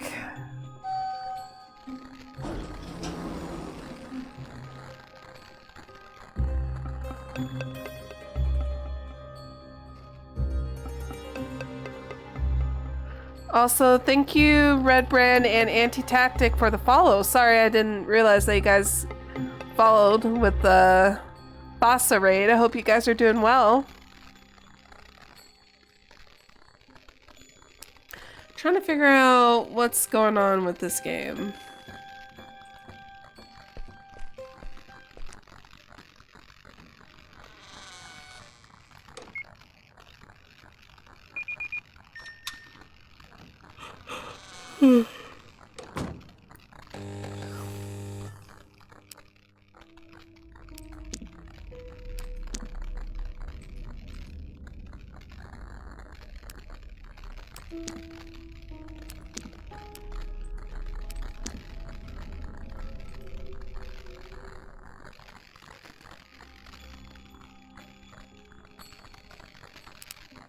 Okay. All right. F4.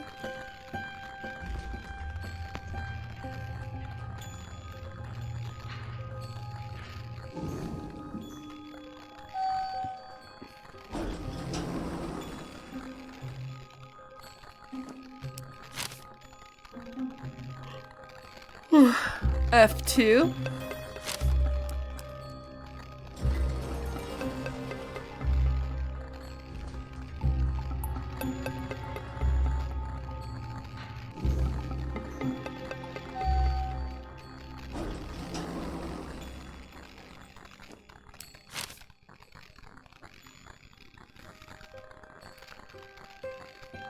6 to 10.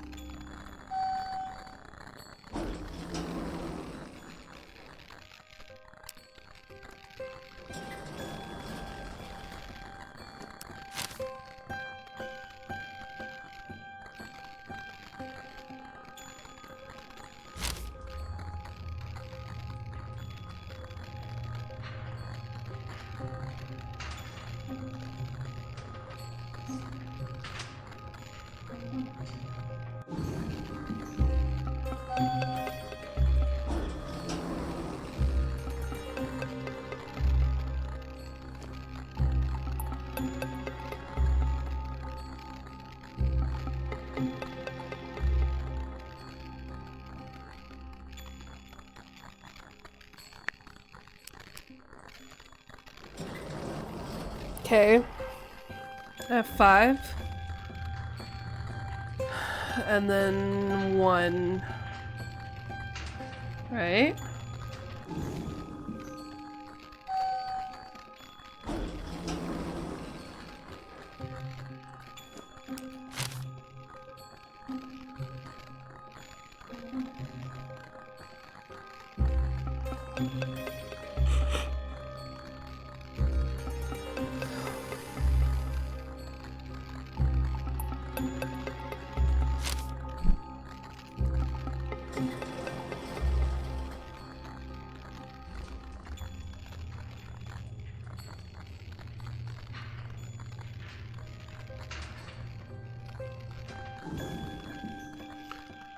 So here's the other world again.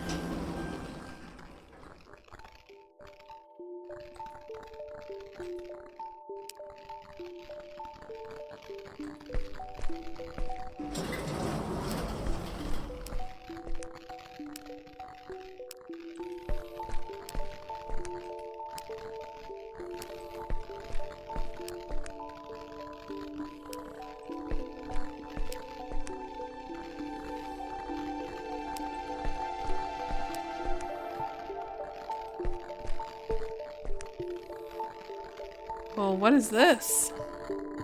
When I take a step outside of the corridor, I notice something weird, something that wasn't present the last time I was here. A red kind of snow suddenly starts falling from the sky. One of the snowflakes lands on my nose, but it doesn't feel cold. I reach to rub it away, realizing it's not even snow, but something else. It smudges much like a moth's wings might smudge under one's fingers, leaving a trail of dusty color behind. It is some kind of ash that's falling from the sky. Why is it red? Ash shouldn't be red. Does it have anything to do with what Kieran did here last time? Asahi? Sahi? She's in different clothes. Kieran? Is that really you? Only if you're you. I see we're both wary. For good reason, too. Okay.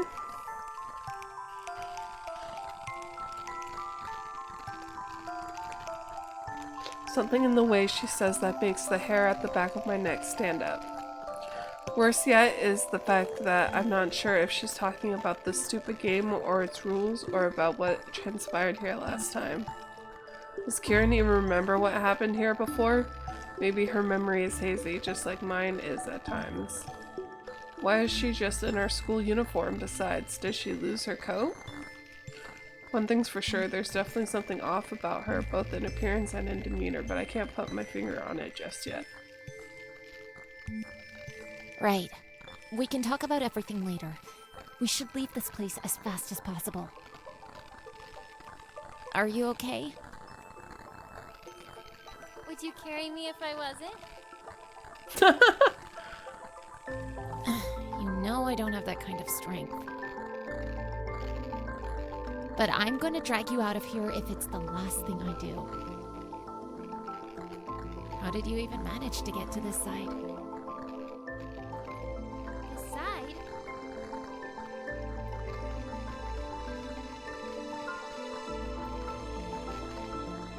Should not remember? Oh, screw it. People are worried sick about you, Karen. You've been gone for days. I told you playing this game was a stupid idea. Just look at where it's gotten us.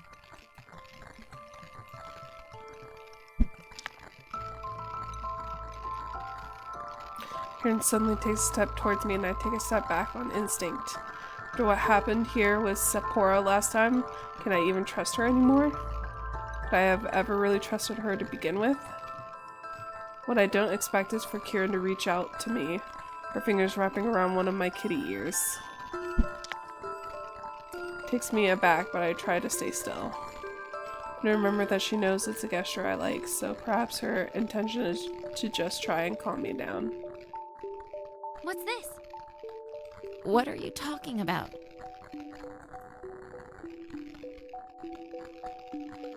It only then hits me. Thing that felt off ever since I spotted Kieran, this Kieran right before me. Kieran. Wait. Where are your ears? My ears? They're right here on my head, silly. Where else would they be? No, I mean... Wait, so this isn't a headband? Are these real? Oh, needless to say, we're both confused.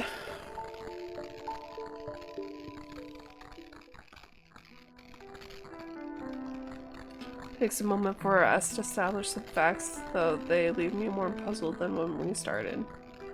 As weird as it is to believe, it seems like the Kieran before me isn't the Kieran I'm familiar with, even though she's still clearly Kieran.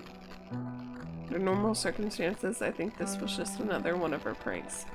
One that's in bad taste just like most of the others she's subjected me to in the past.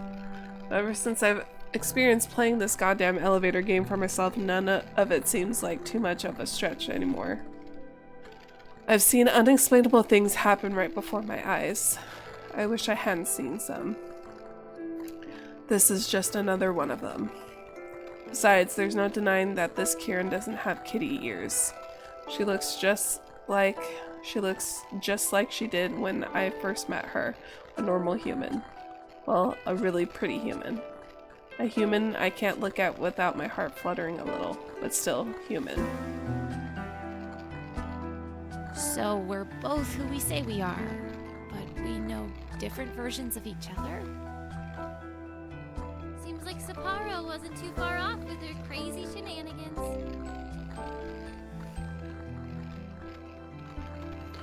Wow. Speaking of Sapporo, have you seen her around here anywhere? Oh, she was here just a minute ago. So Sapporo's fine. But she was on the other side of the bridge. I couldn't get to where she was, and she couldn't get to where I am. So eventually, she left. I see. Do you have any idea what she's doing around this place to begin with? What do you mean? She's constantly looking for a way to rescue you, Asahi. What? Well, not you, specifically from what I make out. This whole thing might be a lot more complicated than we thought. Yeah, that sounds like an understatement of the century. So what you're saying is that if things I can understand normally are like a piece of string, and complicated things that are hard to make sense of are like a few pieces of yarn that are twisted and knotted together, this is like a tangle of 12 balls of wool where I can't even see 3 of them?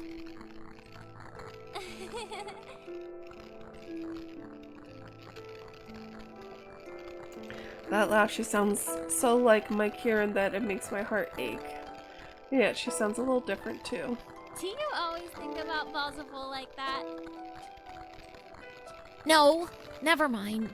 But maybe it's along those lines.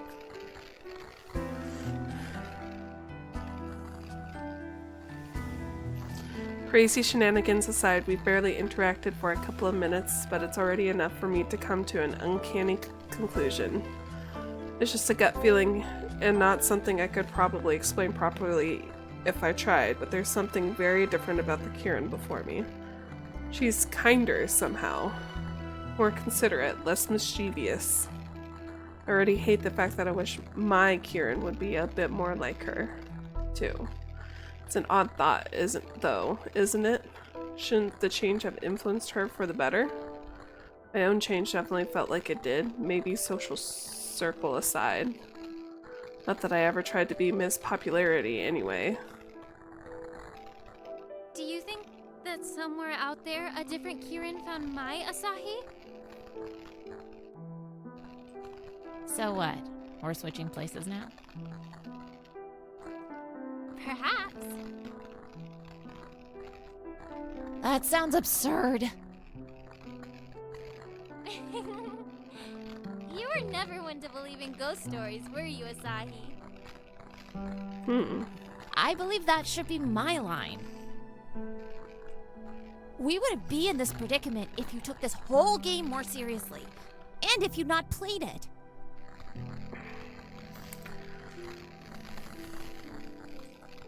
Is that what happened on your end of things? Oh! What are you...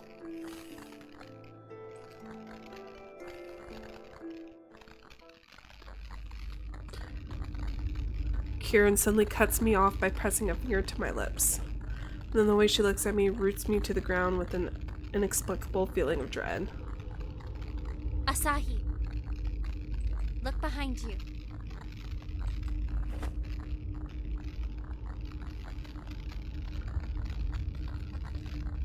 I don't even think before I do, it just happens on instinct. What I don't expect, however, is that there doesn't seem to be anything behind me. Nothing out of the ordinary, at least.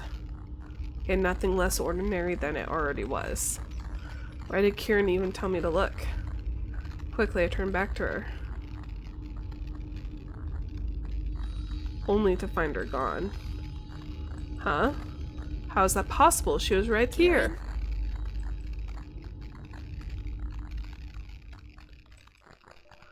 Not this again.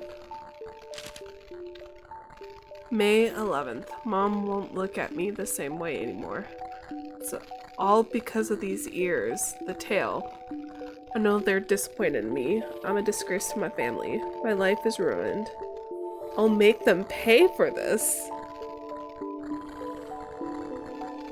Okay. These notes, are they really?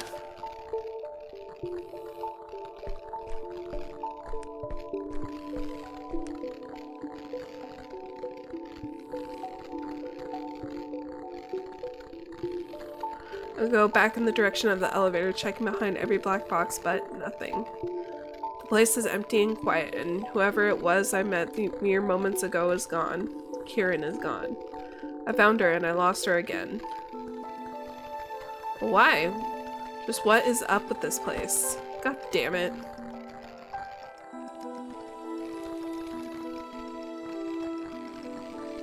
Press the elevator button, but nothing happens. I can't hear the sound of the elevator being put into motion or much of anything else, really.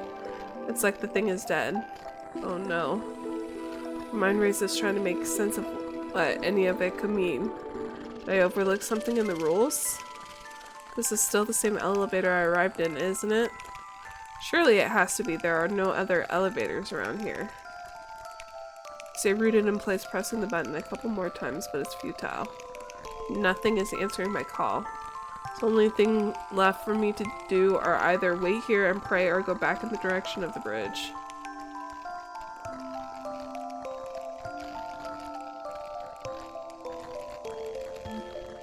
My steps become sluggish, but I drag myself to the other end of the landing with the little bit of hope I still have left remaining in me.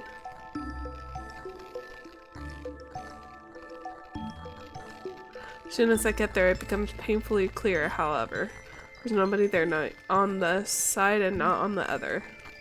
Kieran! Sapporo! Are you here? No answer. I stare downwards, remembering what happened here last time. Ooh. I'm getting a call.